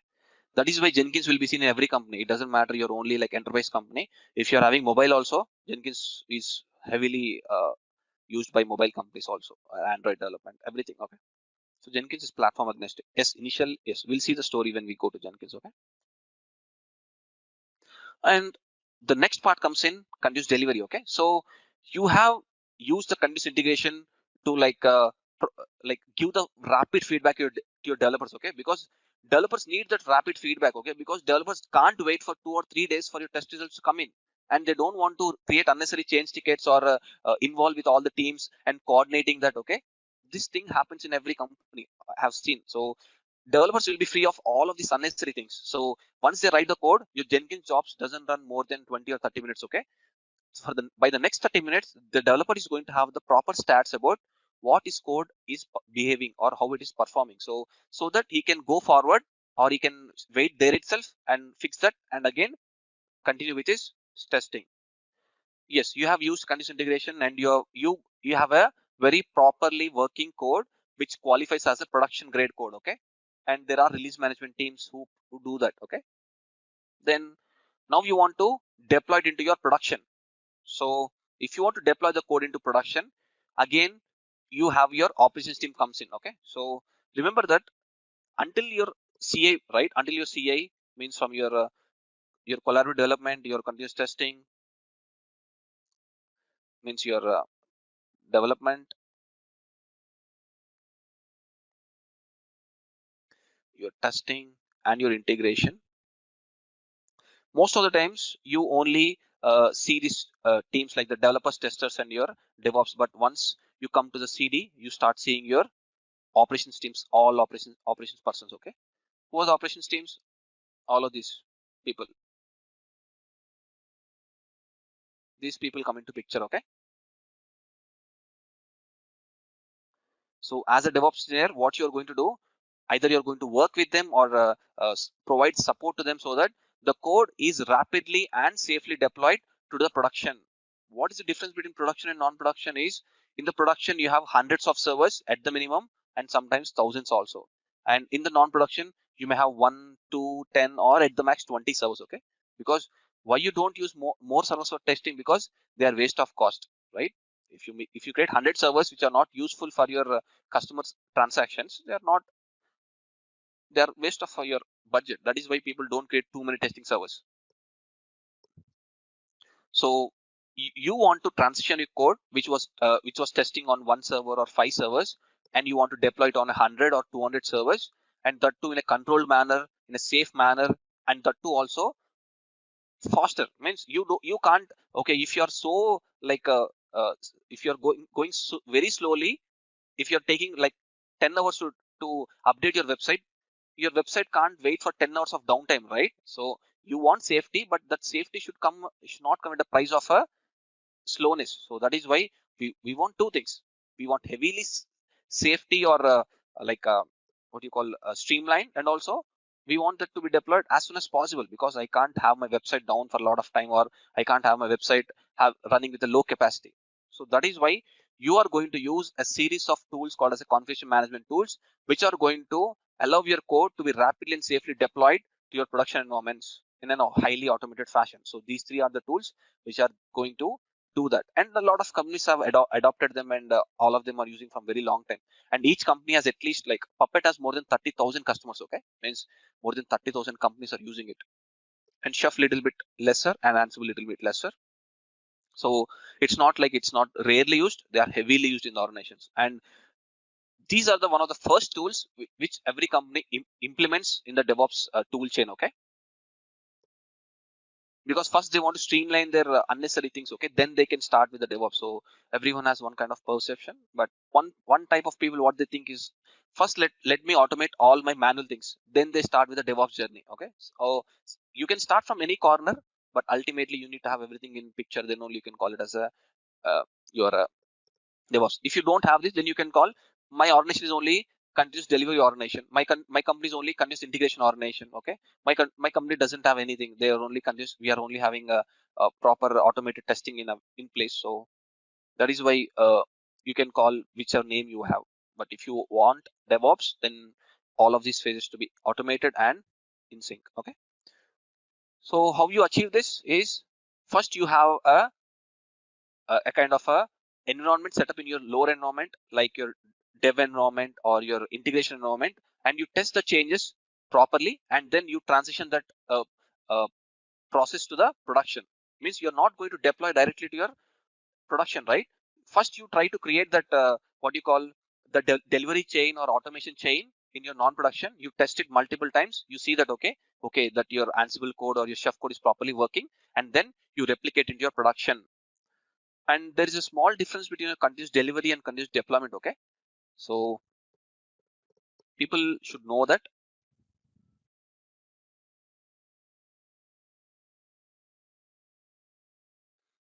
Yeah, means any one environment you can do that, and then you can see the results, and you can do. It's not staging. If you want, you can do in your dev or integration.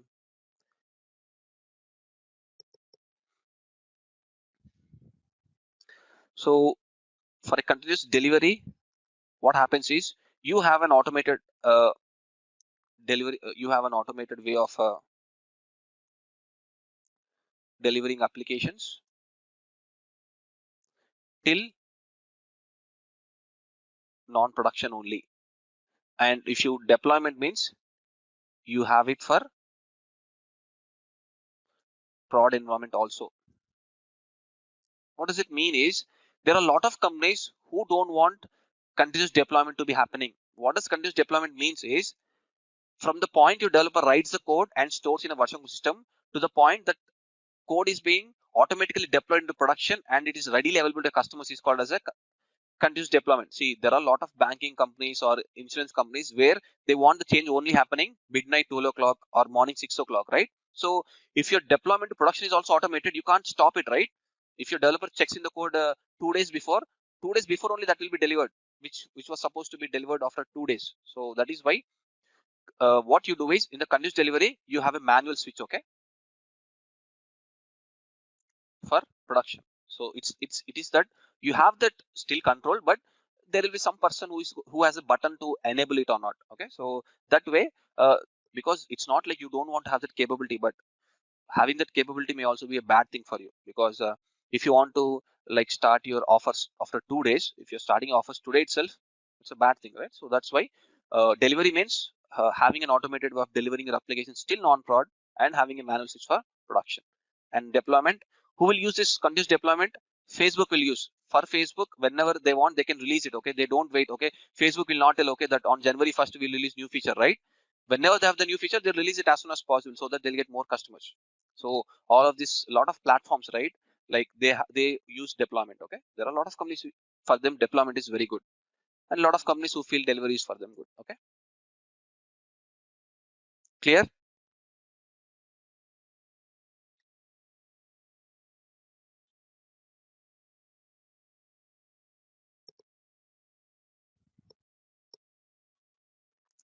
Guys, understood? Yes, yes, Gautam. So the final thing, the continuous monitoring. So in the continuous monitoring, here what people are doing is the way we are running the applications is changing. Okay, we are running the applications instead of inside a server. I told you, I didn't tell it's a bad, right? You are again coming into a conclusion. So I didn't tell it's a bad or it's a wrong or it's a not supposed or not. That's completely wrong thing. So I told you it's going to be based on your requirement, guys. Okay, I repeated 3 times. Okay, Visual Studio Team Services. So recently, Microsoft Azure renamed VSTS to Azure DevOps. Okay, so until now, the biggest problem with Azure was they didn't have a proper DevOps tool chain or DevOps tools with them. So what they did was they renamed VSTS to Azure DevOps, and they created Azure DevOps, Azure pipelines, all these kind of things. Okay, so they also have a proper thing. In AWS, it's called as co-deploy. Okay, so in Azure, it's called as a Azure DevOps, where VSTS has been renamed, and it also behaves like a Jenkins only. Okay, so it's like a comparable tool to means Microsoft also has a tool which works like a Jenkins, which is called as a VSTS. But again, it's a tool. It's not like your VSTS will not support Java. VSTS also will support a lot of programming languages beyond .NET. But again, the problem comes with the integration. If your VSTS is not in a position to talk to some other tool which you want to enable testing or enable deployment, again you should start writing custom scripts. So it increases the complexity. In the continuous monitoring, right, what happens is,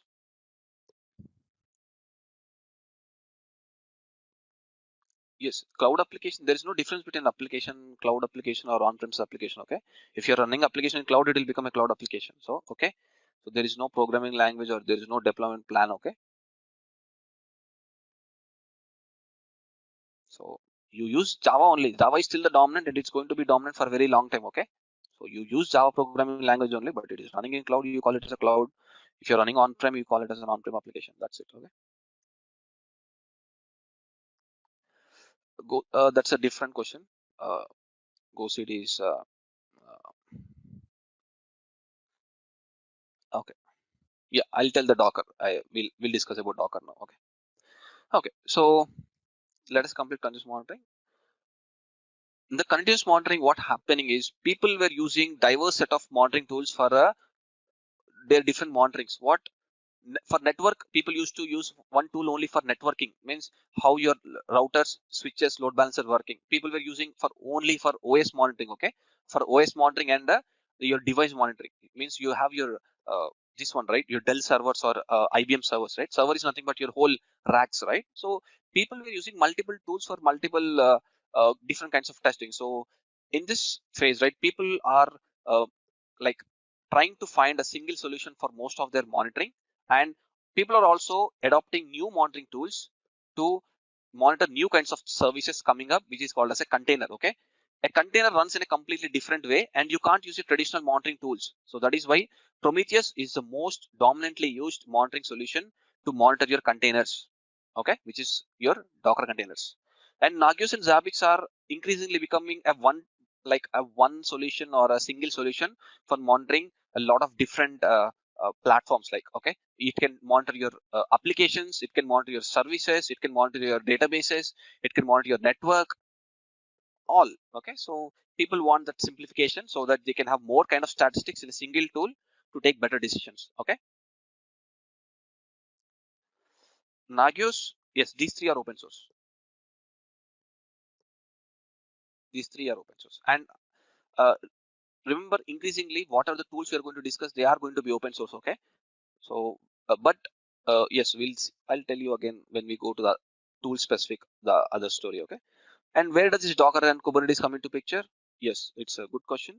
So as I told you, the traditional way of running applications has been taking your application and putting in an application server and running it. Okay, that is the way, and today still 80% of the companies still run in that way only. Okay, only your large companies like Google, Microsoft, Twitter, right, they changed, and little bit other companies changed, but not only 80, it's like 90% of the companies still run their application workloads inside a application container. What is an application server or application container?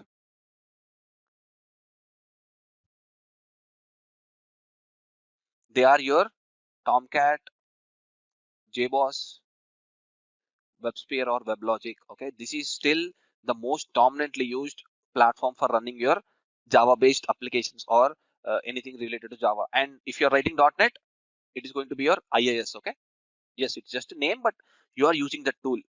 So rapidly, people are sometimes like choosing new programming tools, programming languages to write. But again, I told you, if you have like all of the applications in Java, again, it may not be good thing. Is your Docker and Kubernetes are like allowing you to choose your own programming languages, but the new programming language people are choosing are your Node.js, okay, which is I'm talking about server side. Okay, I'm not talking about your AngularJS or JavaScript or HTML or all those things. Okay, I'm talking about the actual people, actual tools, or which are going to execute your business logic. Okay, business logic means the actual logic of your company, like how to purchase or how to do a transaction, how to view everything. Okay, so these are the server siding people. So the Node.js, which is a very which is becoming increasingly popular solution for writing your actual business logic. And other applications, someone asked me Go is not a application for using your traditional one. Go is a very powerful programming language which is used to create another applications. Okay, so yes, you can use it again, but it's a server side. Okay, so it cannot replace your HTML or AngularJS or something, but it can replace your Java in sometimes. But still, again, Java came up with this Spring Boot framework, so which is again a very good thing. So the issue is, if you want to move to a new programming language, you need to find thousands of developers for that, because if you hire 10 people only in the world and only they know, if they leave your company, you can't again switch to another programming language, right? That's the problem with the new programming language. Okay, Go is also like that. You don't find a Go person properly, and Go is a complicated programming language. It's not simple as Java, so there are a lot of headaches in Go, and you don't find enough talented people.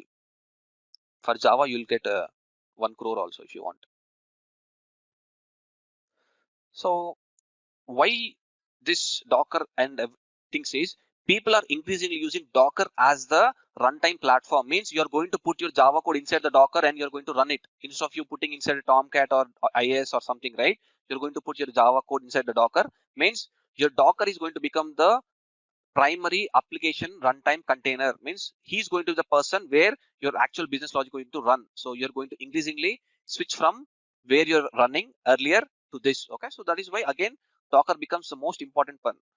If it is not Docker, if it is these tools only, or else now Docker has becoming the most important person in organization, because that is where your actual business logic runs. And you need to know the Docker on the perspective of how to scale up, how to multiply, how to install in hundreds of servers, how to make sure your application is highly scalable, highly resilient. All these things again come into the from the perspective of Docker. Okay, and what does Kubernetes mean?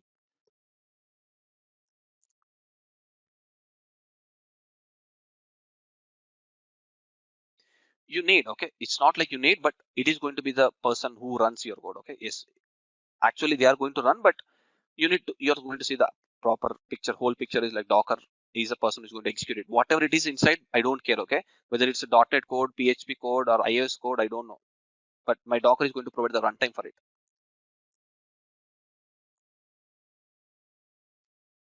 It's important. The runtime is important, okay? Because inside your Tomcat, you can write servlets, EJB, Hibernate. See, in Java, there are 20 different frameworks, okay? I don't care which framework you write. It is going to support. In the .NET also same thing. In .NET, there are WPF, WPS. There are so many different kinds of .NET code you can write. So, but within the Docker, yes, you are again going to put your Java code. But to run that Java code, you are going to use any of these services and you run it, okay? So Kubernetes is a tool which is going to scale your Docker, okay? So it's a simple answer. Docker can run in one server. Kubernetes helps you run your Docker in hundreds of servers. Simple. So Kubernetes is a what? A orchestration technology, okay? Means it's kind of a what you call high availability technology, okay? So that is why Kubernetes doesn't have the knowledge on how to create a container, but it knows how to run that containers on multiple servers. Okay, so Docker that's why it's still one of a kind technology in the world. Okay, there are alternatives for Kubernetes, but they are they're completely gone now.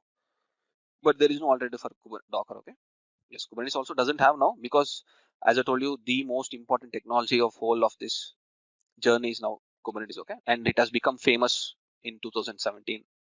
Means not 2000, by the end of 2017 it became standard, okay? It's been a year where Kubernetes has become a very very popular choice of your what do you say, container orchestration technology, okay? There was something for the Docker also have this kind of tool, but it is again not working. And there is one more called uh, Mesos is also one kind of orchestration. There are a couple of options, but now they are completely lost. And I think by the next year people may not even listen these words also. Why? Because it's so become popular, people not even think of it. Okay, understood what Docker and what Kubernetes means? Yes, Docker, yes, you may not away right away understand, but understand that that is where your actual business logic is going to run, and you're going to manage Docker so that you can run your applications. Okay, yes, there's a lot of things to know, and at least I'll spend you at least an hour just explaining you what Docker itself is, 1 to 1.5 hours. Okay, so that you'll have better understanding. So guys, Docker means it is going to provide you the runtime environment for you to run your application. Okay. Traditionally, people were running application inside a server or a virtual machine. Now you're going to run your application inside a container. Okay. A container, it's like kind of a lightweight virtual machine where it has enough knowledge or enough resources which can be provided to your application to run smoothly. Okay. For example, you're running Tomcat. Tomcat needs what? It needs a port 8080. Okay. It needs some CPU. It needs some RAM. It needs a process ID.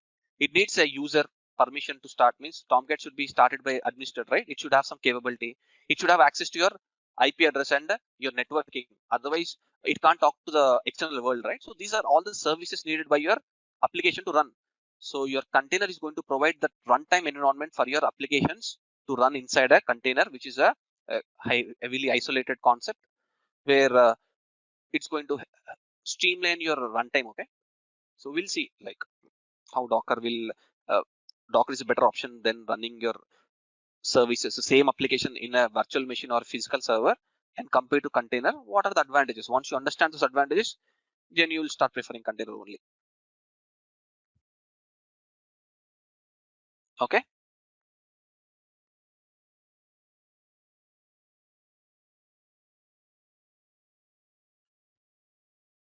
Okay. So let us see like how your internet works and how the traditional systems run. Okay. I know some of them will know. And how many people are like from operations side here? And how many are from development, how many are from testing, how many are from business analysts?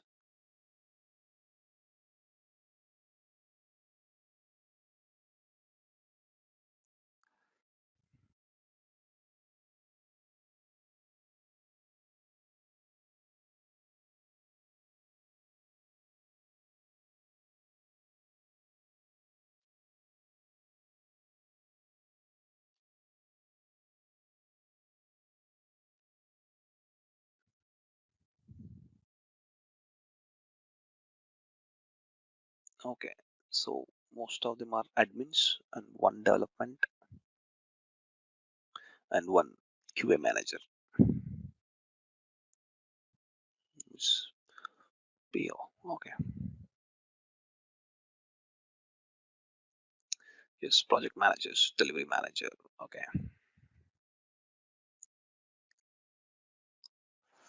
Yeah. So increasingly, because if you want to propose anything, you need to know how to enhance it. Okay. See, as I told you again, DevOps wants to solve your existing problems. But if you don't know the existing problem, you cannot propose anything. Okay.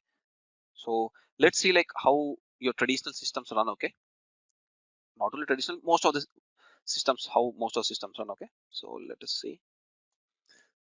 Guys, everyone needs to know how internet works. Okay. That's most basic. Everyone knows how internet works.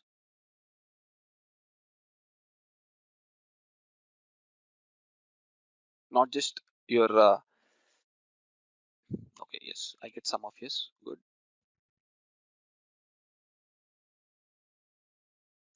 Okay, so my question was how internet works from the perspective of our enterprise. Means how a request comes into my company, how and how a request goes out of my company. Okay, so let's see that, and it's going to clear a lot of doubts for a lot of companies. And remember that this is how 90% of the companies are still running their enterprises. Okay,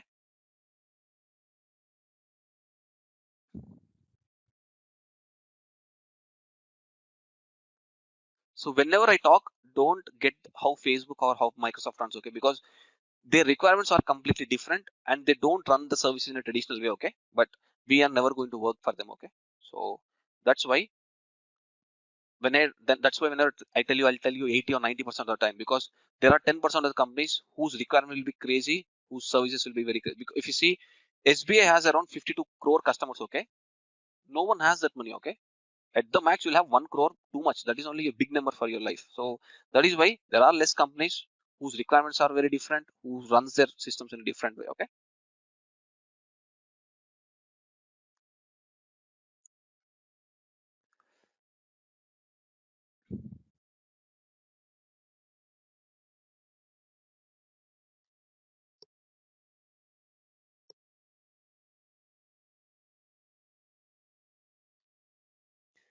let us think that this is your data center. Okay, so what is data center? It is nothing but it's a collection of storage, compute and networking sitting in a single location and serving your enterprise traffic. Okay, so data center is nothing but you have servers, you have storage, you have networking. Okay, they all are going to be connected to each other and you're going to have large number of service clusters running in a single location under a single roof. So let us think that this is a user and this user is hitting a site, for example, called as a Amazon.com. Okay,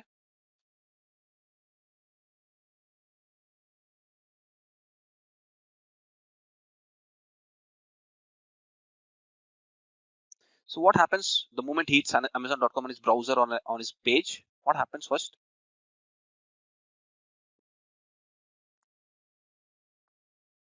Can someone tell me? What is the first thing happens? Yes, it gets an IP, right? So it's going to resolve the IP. Okay, because this is a alternative name or a common name. It's not your actual server name. Okay, it always resolves to your IP address. This IP address, where this IP address is sitting in your company, I'll tell you. Okay, but it is going to resolve to an IP address, and this IP address resolution will be using a DNS. And who is going to provide this DNS? There is no single DNS server for the whole internet or the whole world. Okay, so this DNS should be provided by someone. He's going to be provided by your ISP. Okay, ISP means your internet service provider. So your internet service provider is going to cache all the DNS resolution, like host name to IP address or IP address to host name will be held by your DNS, by your ISP. Okay, because your ISP is a person who provides you internet, so he knows everything, where every website is located. He knows where Amazon is there. He knows where a Russian site is there or Chinese site is there. Okay, once you get an IP address, that's what you do. You resolve the location of it, and you traverse internet to go there. So that is why I know everyone knows internet is nothing but collection of multiple small networks. Okay, so that's why when you traverse an internet, if you want to see, if you hit for example bbc.co.uk, you first go from India, from your location to Mumbai. From Mumbai, you may go to South Africa. Some South Africa, you may go to Spain, because the way that road is laid, it will be in that way. Okay, road is called as your ISP route. Okay,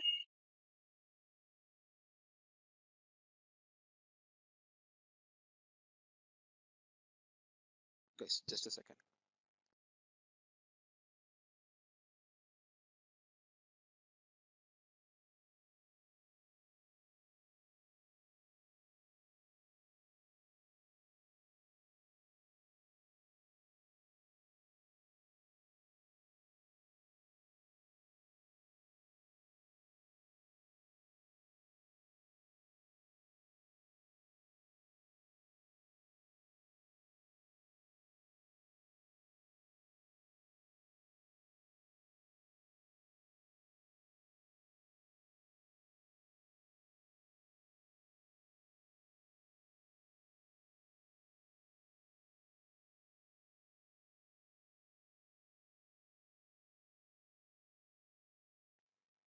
Sorry, guys. Okay, so you traverse the internet and you go there, and where are you going to hit? You're going to hit the data center of that location where that server is placed. Okay, or where that IP address is located. So obviously it will be a data center, because we are talking about a on premises, so it will obviously hit the data center. So you hit the data center first. Okay, but whom are you going to first talk to a data center? Okay, because if I hit a location or if I hit a data center, which part am I going to touch within your data center is the first question you need to first ask upon. Okay, so let's see whom you will touch first. Can someone tell me whom I am going to resolve to the moment I log into, moment I hit a server? I'm asking a component in a data center, not your internet resolving address. Like whom you're going to first interact upon, what service inside your data center your request is going to interact with. It's going to be your firewall, guys. Okay, because your firewall is going to the first person. First, it's going to detect whether this is a valid request or not. Okay, because if it's a hacking request, it's going to then and there stop it. It is not even going to allow you to do DNS, all these things. Okay, so it's going to be your firewall.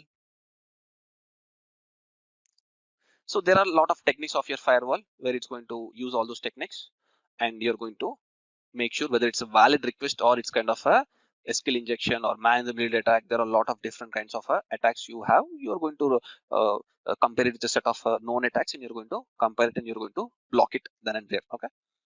So once you move beyond your firewall, then you touch your DNS. Okay, because within your organization there may be multiple websites running, or multiple what do you say country level domains running. Okay, like what do you say, like sba.com, sba.in, or SBI is in some other country, or like, because there are multiple domains running, or sometimes your mobile request should come from one route, or your website request should come from one route. So there are multiple things happening, so you need to know which service you are hit. You have a DNS. Okay, again, DNS is nothing but it's a domain name resolution, but DNS also gives you where it is located also. Okay, how to find it. So you resolve your DNS. So DNS will be sitting along with your firewall, it will be sitting there. And once you go beyond DNS, one important thing will come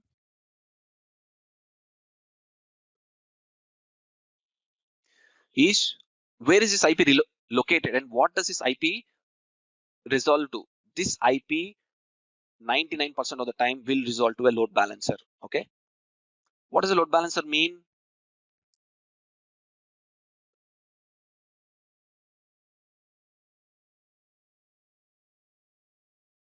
What does a load balancer means, guys? Balancing the load between the application servers.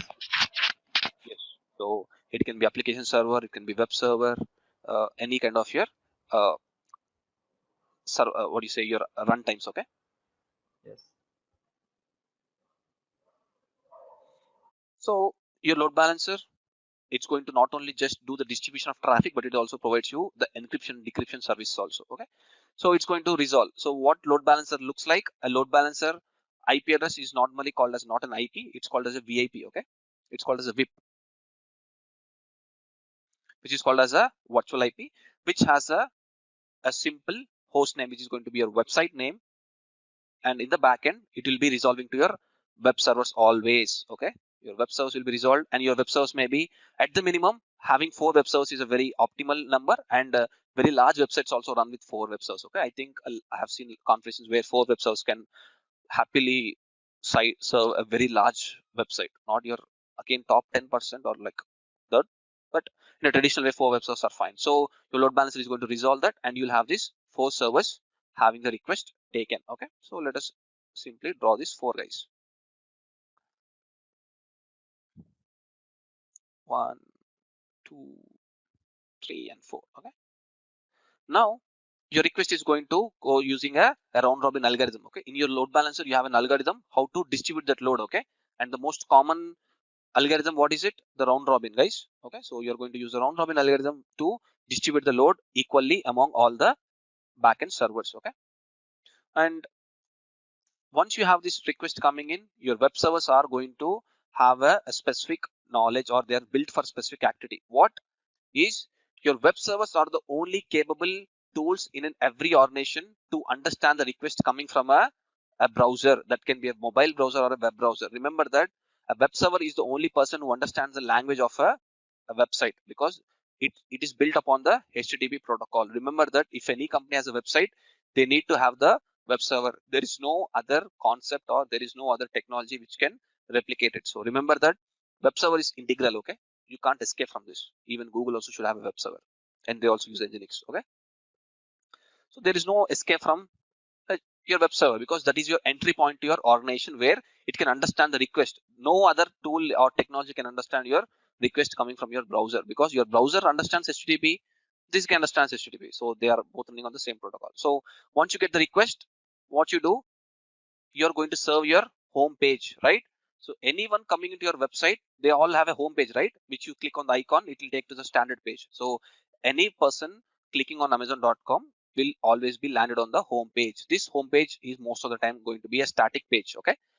That is why you most of the time load static content or static assets from your web server, because it's built for that, okay? It doesn't have a huge knowledge, okay? It's not a complicated technology. A web server is a simple technology where you are going to host your JSPs. I'll tell you what kind of things it can serve.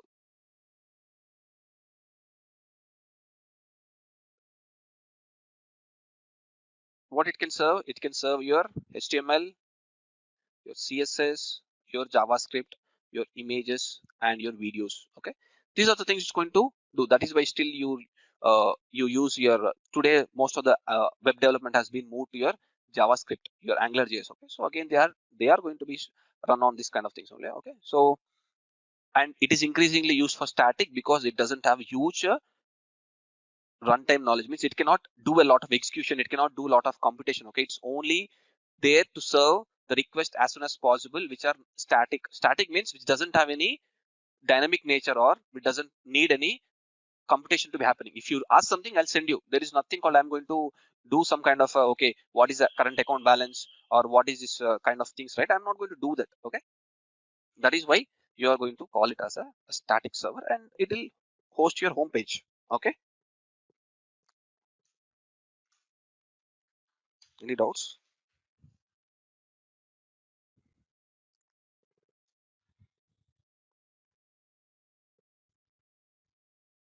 guys? Clear with your web servers? Yes. Okay, so now we know what kind of things will be hosted, and what are they doing, okay? So once you hit your website, what happens? Your web servers are going to send that page back to your user. Let us think that it has it landed over here. So from here, it went back to the customer or the user. Now I'll start signing into the page, okay? Anything which is having something to be computed, or which is needs to be what do you call analyzed or processed or anything, your web server will not do. But your web server is Okay. also has one kind of knowledge where it has a knowledge of delegating it. Okay, it knows that if it cannot process that page or it cannot do that activity, it knows who can do that in the background. So it is built for the delegation. Okay, so it's going to properly delegate that to the person who can handle the backend, whether it's a Node.js application or it's a .NET application or it's a Java application. You are going to put some kind of configuration there so that it can properly forward the request to the backend. Okay.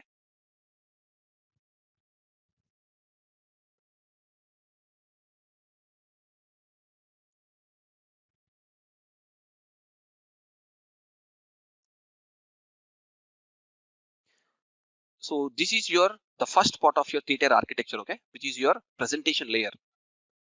Understood?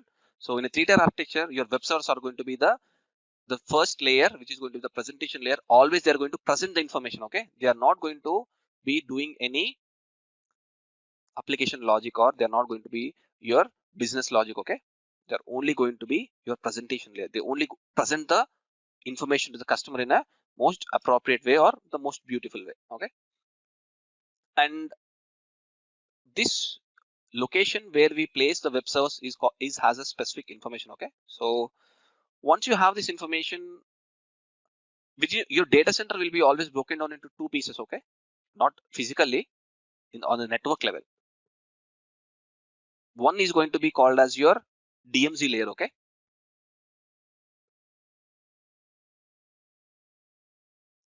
which is called as a demilitarized zone. Okay,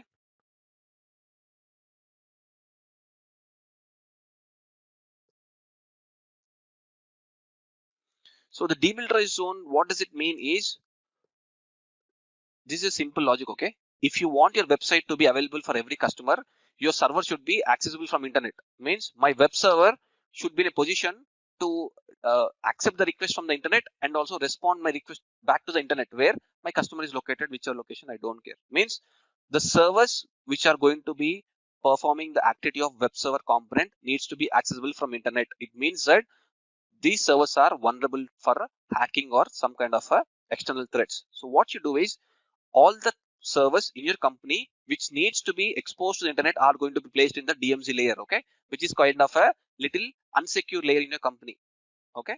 And then all the other components of your organization will be stored in another layer called as the TZ layer, called as a trusted zone, okay. So all will be in this trusted zone. So some people call it as the internet zone or intranet zone, means the naming will be different, but these will be there, okay. So in the trusted zone, all the other servers will be there other than the web servers. Your Hadoop servers, your big data servers, your data warehousing, your database, your middleware, your app servers, whatever it is, okay. Your what kind of tools you are using, all of them will be in the trusted zone only. Means your server will never be accessible to through internet, and your server will not have internet access. Means you can't get something from the external world. That is how. That is why the servers are, most of the databases or everything will be in the trusted zone only. You don't have a direct connection to internet, or that server doesn't have internet connection. Okay.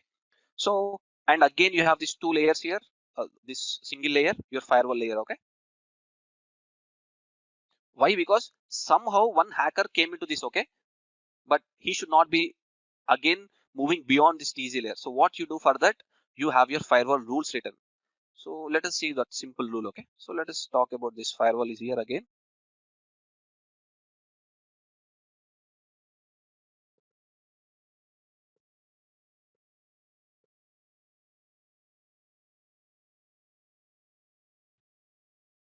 So this firewall has a rule written like only 8080 ports should be accessible from the web server to the app server. Okay, so that rule you have written. That rule is going to completely stop your hacker if at all he gets access to web server. Why? Because can someone tell me with what port you can log into Linux server?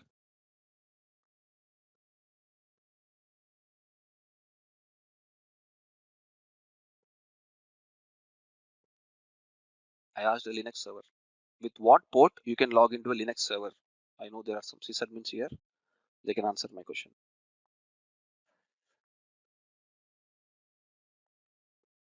22. Simple, right, guys? Don't give me shock, okay? I'm expecting that you have basic knowledge. Don't make me shocked, please. 22, guys. if you want to connect to a Linux server, which is anywhere in the world, you need to have two things. You need to have the knowledge of SSH protocol, and that protocol is going to make a request on port 22, right? See, if you're working from home, if you're logging in through putty, what's happening? Your server may be in some America somewhere, right? What you have the host name or IP address, username and password. So if you hit it, it is going through the internet and it's going to go to your company's location with the credentials.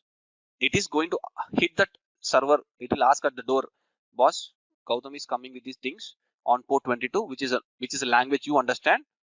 If everything is fine, allow me to log in. So opening a remote Linux connection needs SSH, guys. Okay, port 22. It's a most fundamental thing. So you block every other port other than 8080. So if that guys come and sit here also, he cannot make a connection here. Why? Because I've completely blocked each and every port other than 8080 port. So that is how you make sure your trusted is very, very secure. And access to database will not at all be there, because your web server doesn't need direct access to database. So you're not even going to have the direct access to database. Your database will be only having access from here. Though you have in the trusted zone also, within the trusted zone also you create firewall rules. Okay, so that is why everything your company has a firewall. Okay, so which is again called as a VPC in your Amazon. It's the same concept, but it is a lot more simpler on the cloud. That's all. So you're going to hit on your app servers or your application servers. Okay, your application server is going to be your actual what? It's a runtime for your the business applications, where all of your company's logic will be written here. Okay, so the most famous are going to be your Java based application servers. You have your .NET based, and you also PHP is also a backend server. Okay, but it's not that used because it doesn't have that much capability. And the Node.js, these are all like written, but they're all like small. Okay, if you want to write a complicated business logic, still you need to use Java and .NET only. They are the only capable or powerful programming languages which can write complicated or complex business logics. Okay, so that's why you still end up seeing them only. Yes, you can tell Go language, Node.js, but they only have limited capability. So that's why you'll only think about Java and .NET. Okay, so you can think about your Tomcat, your JBoss. So they can run all of your Java frameworks like your EJB, your servlets, your Hibernate, your struts. There are a lot of them. Okay, your JSPs. So they are going to provide the runtime environment for all of these kind of Java code, and they are going to like compute, process the transaction, everything. Okay, and as I told you, your web servers are in constant communication with your databases, because your databases are going to be the person who has the actual knowledge of your business data. Remember that no programming language in the world has knowledge to store a single byte of information. Only your databases have the knowledge to store information and then respond back to the information in a queried language is called as a SQL. Okay, which is a structured query language. You can ask it in a specific format. It will give you whichever data you want. And once you get the data, it is up to the Java programming language to do any kind of a mathematical or any kind of logic there. Okay, because you can't ask database to do addition of two tables and coming. It can't do that. Okay, if you ask data in two tables, it will give the two tables. What you'll do with that, it's your headache. So that is why your Java application is going to be the most important person who is going to take any decision or take the data or do multiplication, addition, or subtraction, or whatever you do. Your Java is only going to do that. Okay, so then you have, this is called as your what in your three-tier architecture, application layer, where your actual business logic runs, and the last layer is going to be your database layer. Okay, which is going to be your data layer. So again, you have your databases, and your application is going to connect here for any information which is going to be a database, and it's going to process it. Okay, so that is how your requests and responses go forth. Okay, front and back, front and back, front and back. Okay, and you can ask me simple questions like, Gautam, how does my same request will remember the same server to go? Okay, there is some logic called session affinity, where if you hit a website on a special once you hit it, that company knows that on which servers you are traveling. Okay, so it will make sure that you travel the same path continuously until you close the browser session. So yes, how to maintain your session management, how to do that. There are again concepts in it, but overall this is going to be a higher level of each and every component level. You are going to touch it to process a simple web transaction. Understood?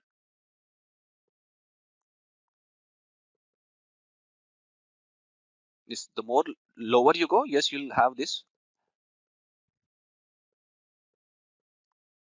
See, static pages are nothing but, see, if you're writing a blog, right, that blog doesn't need any logic, custom logic, right? Then you can use only your web server also. You don't need app server, database, nothing, right? You can put everything in HTML pages and you can give the HTML pages. But if you have at least a user management, means if you're on for your blog, if there is username password, then obviously these people come in picture, like your applications are in database, because you can only store username passwords in a database. Okay, if your customer is giving username password, you take them, you take your database, you retrieve existing details, you compare the details he gave. If they're correct, you send a correct, you allow him to log in. If you're login, you send a password correct or email correct, like that. So if you are having a simple website without any dynamic content or enterprise application, a simple web server is fine. But once you start having session management, everything, right, you need the 3-tier architecture, right? Because if you log into Amazon and if you add something to the cart, and each time you move anywhere in the website, that items in the cart will be stored, means that is a session management. So session management can only be achieved using a Java application or a .NET application.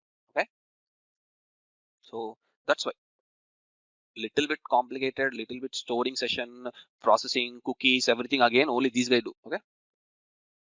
Yes, what is the question?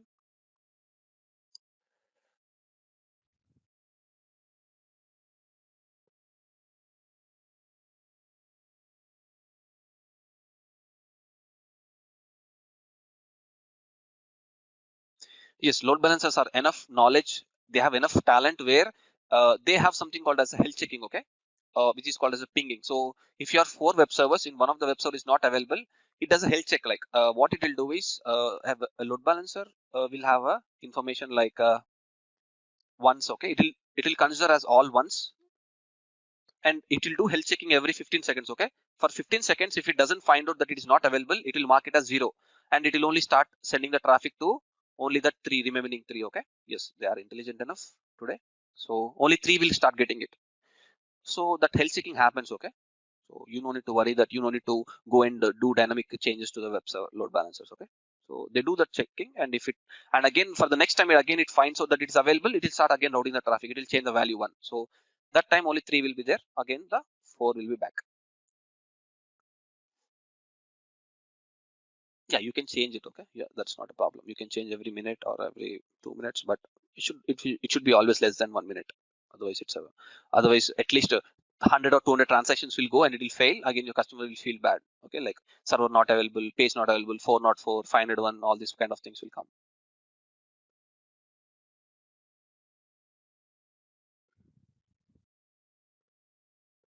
What is HPA?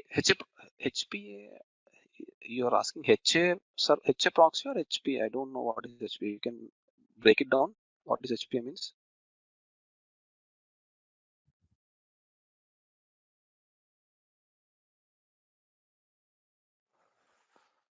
Okay. Then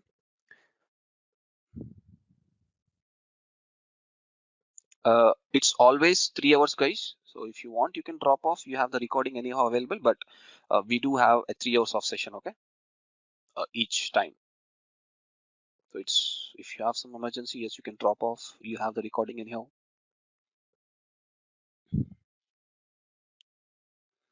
Okay, so HA proxy is again the same thing. Okay, it's a software-based load balancer. Okay, if you don't want to buy a physical load balancer, you can also have a software also acting as a load balancer. That is HA proxy. Proxy again has a lot more complicated name to it. Apart from proxying, it also starts doing a caching, other things. So that is why Nginx is a very famous from that perspective. It also does that kind of things, but always people use physical devices which are specifically built for the purpose of load balancers to process the traffic. Okay, because they don't break down, because it's a very important component. You can't substitute with a software component there. And that is why whenever you go to AWS or anywhere, right, if you if you take ELB, it's a physical device. Means you'll get access to physical device where Amazon will give you. Means Amazon will remove the abstraction. Cloud is nothing but they remove abstraction for everything. It will be everything simple. Okay, so that's why there is nothing great there or nothing. They remove the abstraction for every activity. That's it. So they simply give a simple step-by-step instruction like give the front-end URL and what is the backend, configure it, what is the timeout, everything.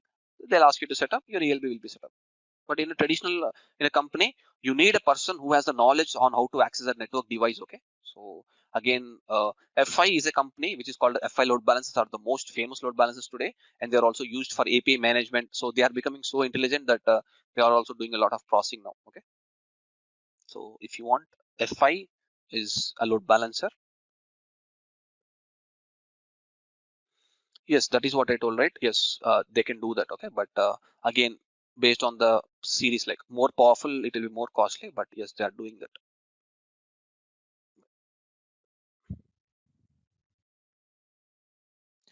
And once you define this, right, then you are also going to have one more architecture called as the there are again two different words uh, which is called as a monolithic. Okay, monolithic was a precursor to the three-tier architecture. Okay, before three-tier there was called as a monolithic architecture. Okay, so in the monolithic architecture, let me see, let me see to find out some slide.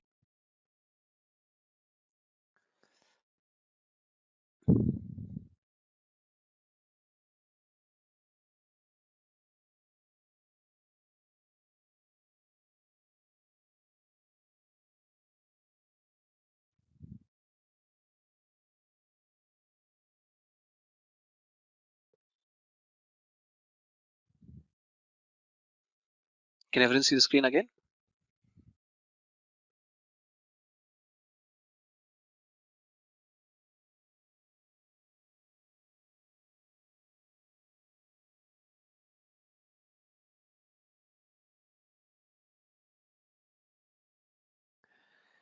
Okay, so let us complete the three-tier. Okay, so in the three-tier, what happens is uh, I guess you would have understood what is application does in data layer, but what presentation layer additionally does is now you have requested, for example, like your past 6 months purchases in Amazon. Okay, your your Java application has knowledge to talk to data, and your database is going to give that. But your Java code doesn't have this kind of a beautification knowledge, like okay, using CSS or this JavaScript or tables, everything, right? So what you do is your Java application is going to right away give that information to your presentation layer, and the presentation layer is going to take the data and it's going to organize in a way that it's going to be more it's like in a table format or in a, with colors, fonts, everything. Okay, that is also why you use presentation layer, because you want to remove the abstraction of your business logic doing this kind of a beautification thing. Okay, so that is why in this three tier your presentation also does things. Sometimes if it gets the data something, it is also going to uh, take the data based on the existing what do you say that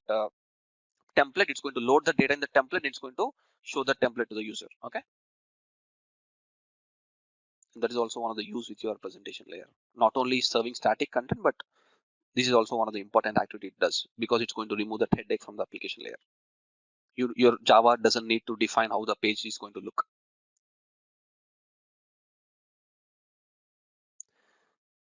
So this is how, but let us see the monolithic architecture. Okay, so monolithic architecture means it is a traditional unified model where you are going to design the software program in a single uniform code base. Okay, so it means that your monolithic software is completely self-contained, means all the aspects of your business logic is going to be in a single code base. What is a code base?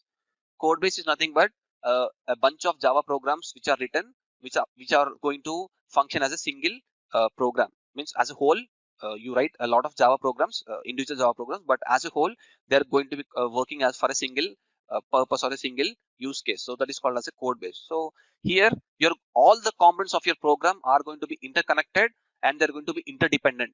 Means normally this is a very bad way of architecture, but at least you need to know what is bad so that you'll know the next thing good. Okay, for example, take an example of your Amazon. So in Amazon there are different components of services. Okay, so let us see what kind of components you end up having in AWS, sorry, on Amazon.com. You'll have your products information. Okay, you have your products first, products list. You have what do you call your product info, because each product has some product info. You have your delivery times. You have your reviews. Then your price. You have your offer. You have your suggestions. Suggestions means some similar items, right? Okay, and at the end it will also suggest you like what people are buying along with that. Okay, means like add-ons. What are they buying along with the existing items? Okay, and it will also provide you sometimes some additional. I think let us take this basic information. Okay, and this much information you'll see. Okay, now if you're writing your application in a monolithic way, all of this application code will be written in a single code base. Means all the Java files will be written in the same code, or within the same one or two Java within the same Java application, but they all will be interdependent and they're going to be interconnected. Okay, means if I want this information, my product list is going to talk to delivery, my review Java program is going to talk to my offers is going to talk to my price. Means they're heavily interconnected and they are interdependent. Okay, and this is a way of planning your architecture where your development process is going to be uh, confined to a single application code base. That is called as a monolithic architecture. And in the monolithic architecture, everything is tightly coupled. Okay, it's also called as tightly coupled architecture. Why? Each component and its associate components must be present in it so that it should execute in a way of order. Otherwise, your application will not be available. Okay, means if you want to update your website in a monolithic architecture, whole of your website should be brought it down. If you update any specific, okay, even if you want to update a single line or a single logic in your offers, like okay, that I want offer to end at midnight 12 o'clock. If you want to update that single Java logic, your whole website should come down. Why? Because my offer Java part is also within the same code base, so everything should be coming down, and it's going to be very complicated to manage, because if you're writing that much interconnected Java code, it will be very complex to handle, and it'll not be easy to scale up. It will not be easy to debug a problem. All of these problems comes in, and but people, when they started writing for the first time the applications or the Java or .NET applications, people used to write in a monolithic way only. Until 2005 or 2004, people used to write the business applications in the monolithic architecture way only. Okay, in 2005 you got your service oriented architecture, okay, which is called as a SOA architecture, and that is where every company is now running. And to understand SOA, you need to know what is 3-tier. That is why we completed the 3-tier. Now we'll see what is SOA. Okay, and furthermore, if you want to rewrite your application, you need to completely change the whole code, right? Because everything is written in the same kind of programming style or programming language. You can't change one component from Java 1.6 to 1.7, because if you want to do any changes, you need to do whole code rewrite. Again, that's not a possible situation. And see, presentation layer uses this JavaScript, right? JavaScripting is something where you get the information, you take it and you compute, and again you present it in the using the CSS and HTML, right? JavaScript is nothing but it's a presentation layer technology only. Your Angular JS, Reactive JS, your simple JavaScript also. What it is does is it's going to display or render your data, and then it's going to generate HTML content out of it. I can't go deeper into that, but yes, JavaScript is a technology which helps you like render web pages in a very, what do you say, in a very beautiful manner or whatever it is.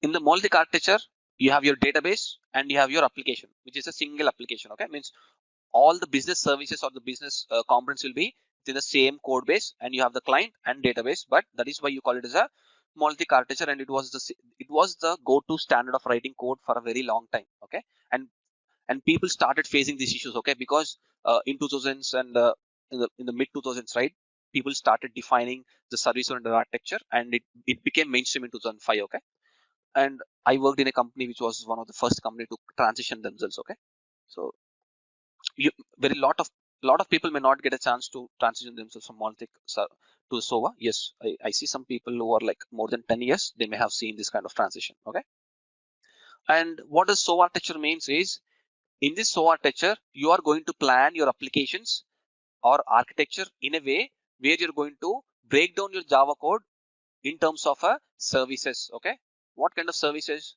For example, if you are taking a banking application, one will be payments service, one will be paying your bill service, one will be transfer service, one will be account summary, one will be report generation. Okay, each and every one is a different service in your banking, right? So you're going to break down your architecture code base into individual services, where each service is loosely coupled. Means whatever the service components are required, you write it in an individual way, and these internally are going to again talk to each other. Okay, so this way what happens is, you for the first time are going to have the freedom of updating your website without completely bringing it down, and by only updating a specific component or a specific service you want to do without disrupting the other services uptime. Okay, and how are they going to talk to each other? Normally the people used to use something called as enterprise service bus, which was a technology, and which people were using that, but now it has been transitioned to a something called as APIs. Okay, means here what you do is, you no need to know how the other Java program is talking to. Why? Because you can expose yourself using a REST API. Okay, so again APIs comes into picture here, and that is how truly the world's applications are exposed to the other applications outside the company or within the company also. Okay, means if you want to ask a question to your ratings application, or if your pricing application wants to fetch the information of offer application for the product the customer is seeing, you don't need to know which programming language it is running upon. Okay, what you do is, you are going to make a your application expose yourself as a REST API. REST API means it's like you are creating a small simple interface for someone to talk to you. Okay, you're in Spanish, you're in English. Okay, I don't want him to learn Spanish, I want him to understand that if you want me to ask a question, I want you to ask in a specific standard and a specific syntax to me. If you ask me properly, I'll give you that proper answer. So that exchange of information with a simpler manner of using HTTP protocol is called as a REST API. API means application programming interface. How are you going to expose your programming interface to the other person is going to be REST. Okay, REST is again has a name. So it means that if you want to talk to me, you don't need to know Java, you don't need to know .NET, I don't want you to become a complicated thing with talking to me. I want my way of talking to me should be very simple, where I'm going to simplify it. So how are you going to do? That is going to be using your APIs. Okay, so let me show you a REST API request and response. Okay, how people are exposing. See, you will be writing Java and everything, but when someone is talking to you, the way you talk to them is changing. That's all. Okay, so for example, okay, this will become a okay, I'll show you the get method. But everyone knows what is HTTP, right? HTTP means you communicating with person over a HTTP protocol, which is going to be on 80 protocol. Means, see, HTTP is one way of a communication. SSH is one way communication, right? SSL is also one way of a secure communication. So here you do a REST API. So let me see if I get a request and response. Okay, let me show you one more thing. I'll show you a sample message. Okay, how it will be. So if you see here, this is going to be a sample message. Okay, so this is going to be a JSON message or XML. Means these are the two standard formats people use to expose themselves. Okay, so you ask the question in this way, XML format or a JSON format. So you ask a question like in this format, and you're going to have some header information like who is coming, what content, and then you're going to respond to the user with this kind of a answer. Like, okay, so the request and response are going to be using the JSON or an XML format. So you no need to know what underlying programming language it is running, what kind of communication it is doing. This the other person will tell you, if you want me to ask me a question, you come in this standard syntax, and if you have proper authorization, everything, I'll respond to you back.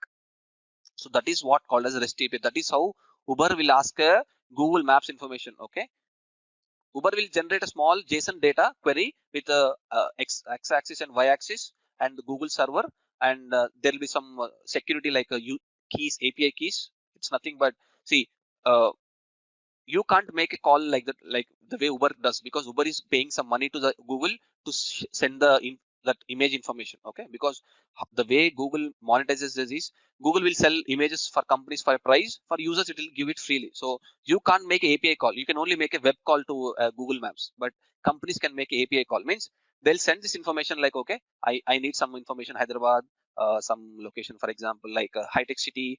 This is the coordinates. Google will respond back with that map information. If I move my mobile page like from here to there, again it will send one more request. So I don't need to know whether Google Maps is written in Python or Go language or whatever it is. I am going to go with a simple answer. I'll get a simple answer back. And this is how internally also today companies are developing their applications so that the intercommunication between the applications is drastically simplified. Understood? What is REST API means? That is one of the way applications are going to talk to each other. Okay.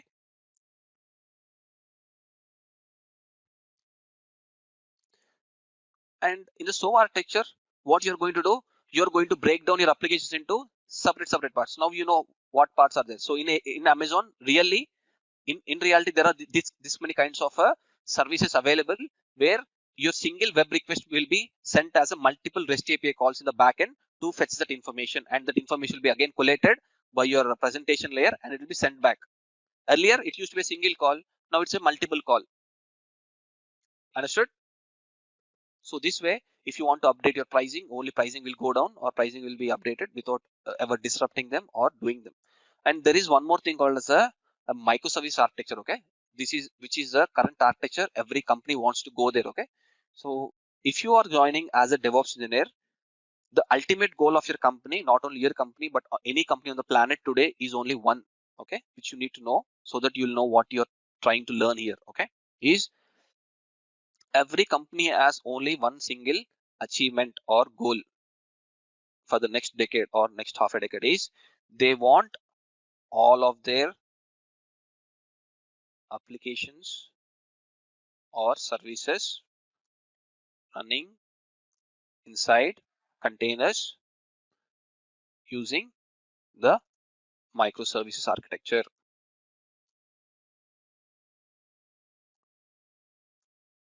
This is the goal of every company. Okay, and there are only handful of companies in the world who have achieved it. Netflix, Uber, Microsoft, Twitter are already running in this way. Okay, so there are very less companies. Okay, like a handful of companies are only achieve this. So you are going to make sure the company you are joining, you are going to help that company transition to here. Okay, yes, some companies have not even started the transition. Some companies are still on the DevOps 1.0 style, where they are using still traditional servers of application servers. They're trying to automate them. They're going to introduce Jenkins there. They're going to make sure some people are migrating to the cloud. So the transition will look here and there. See, container virtual, see, will take some time. Okay, because it's not a simple answer. Okay, so I can't answer it in a single minute or not. Okay, so it's a complicated answer. Yes, we'll spend a very pretty good amount of time on this Dockers and Kubernetes. So we'll see. Anyhow, if you want to read so that you can ask me better questions next time. Okay, have a simple read about what is container. So this SOA architecture is something everyone wants. So if you see in a SOA architecture, it will be like this: order status service, shopping cart service, account activation service. Okay, so you have a common enterprise service bus.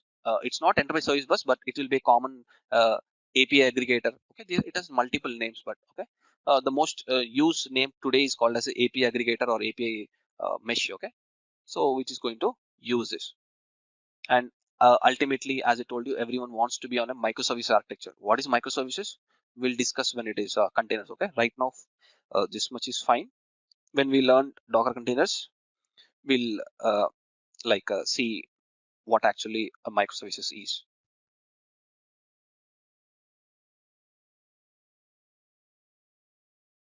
So everyone has some idea now what you're trying to achieve. Why are you learning this?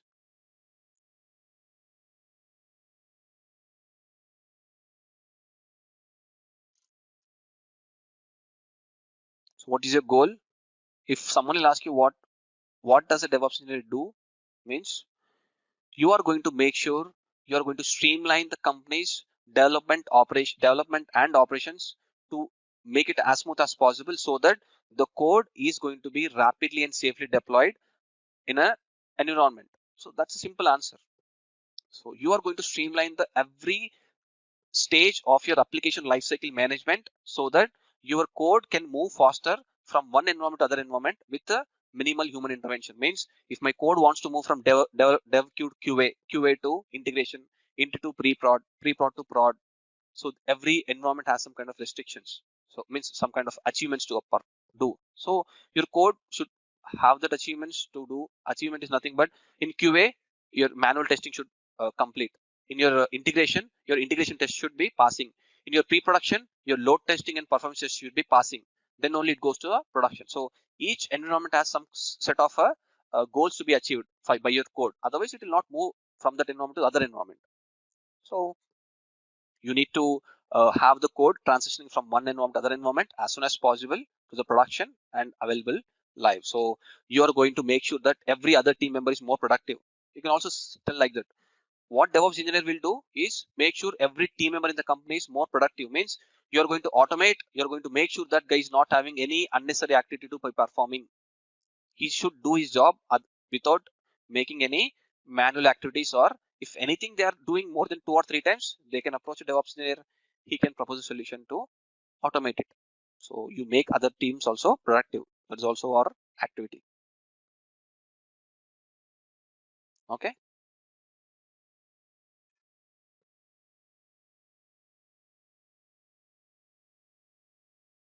So tomorrow we'll see what a version control system is. Okay. So why it is important. Uh, without you storing code, nothing is going to happen. So we'll see. Okay, there is one methodology also like DevOps. There is one more GitOps, like, okay. So yes, means there are a lot of things, but I'll tell you what a little bit of GitOps is without you again confusing. But we'll see what a version control system is, what kind of version control system people are using, and what kind of activities you can do, what kind of processes are there again within a version control system. Okay, and how to use it, install it, run it, how to use for our own purpose.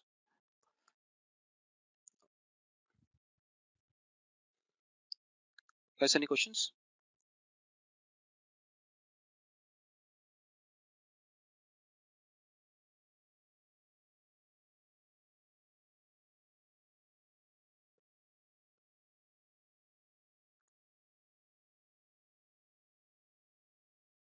You'll have it, guys. So yes, you'll get that. You can, for any of this beyond this session, I don't have concrete information because I don't know how it will do. Okay, yes, you'll get that. I can answer it, but how you'll get it, where you'll get it, I don't know.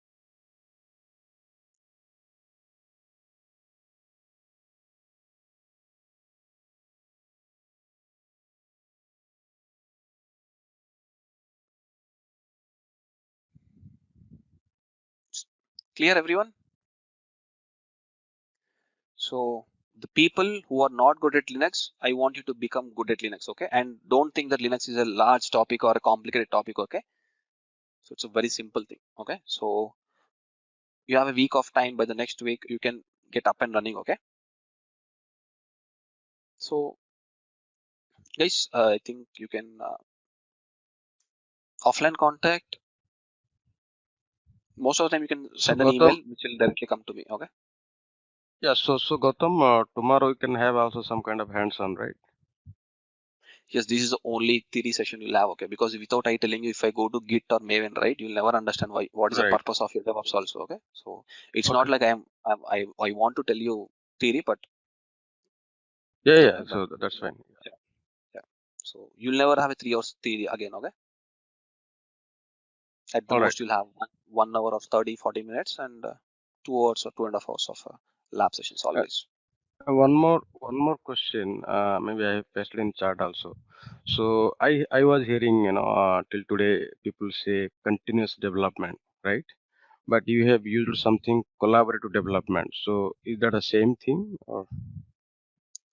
No, continuous development means you don't want an interruption in your development. That is called as continuous development. Means it again more or less looks like your continuous integration only. Okay, means your development should not stop. If your development should not stop, what happens? Your developer should have the proper test results happening. So It means that again, you need to have a continuous integration in place, or that practice to be placed to have continuous development. Again, it's not deployment or delivery. It means you're only developing code. So if you want to continuously develop code without interruption, you need to have the three things in picture: your collaborative development, continuous testing, and continuous integration in place to achieve that.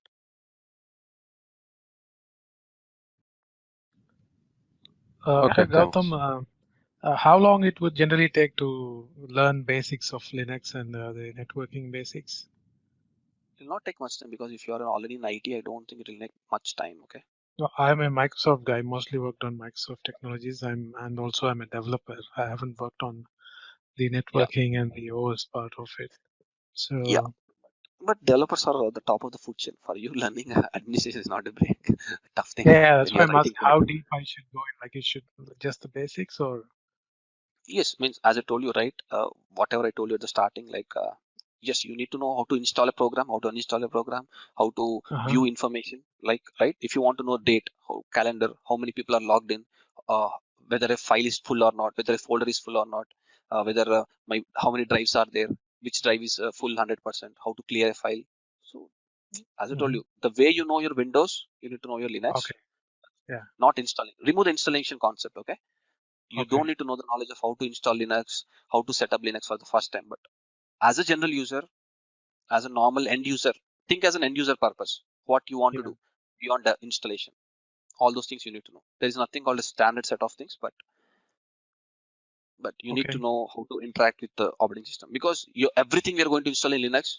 So if you want to troubleshoot also, see if Jenkins is not working, Jenkins is running a Linux operating system. So you need to know Linux how to find out Yeah. the problem in Jenkins, right? The same thing with Ansible also. If you're automating Ansible with 100 servers, in the 10 servers have failed, you need to know Yeah. whether it's a network issue, firewall issue, whether it's a software issue. You need to drill down all those things. Otherwise, you need to start again asking help. That's not a good thing Yeah. again, right? So do you want to give some direction on setting up a Linux? Which one I should go for? Linux Setup, box on my laptop. setup. Again, I don't Where to learn? encourage on premises your laptop. Create a Uh-huh. AWS free account and Uh-huh. have it. Okay.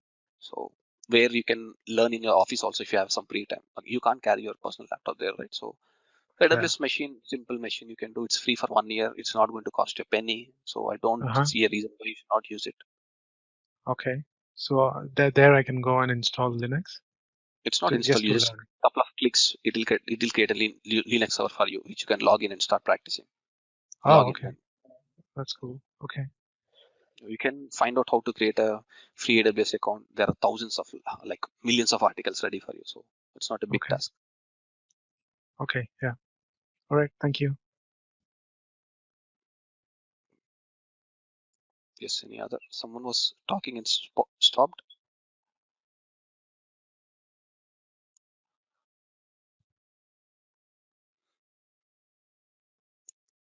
Yes. Someone asked some question. I missed it. Uh, Everyone got other answers. If you have got your answers, I'm fine.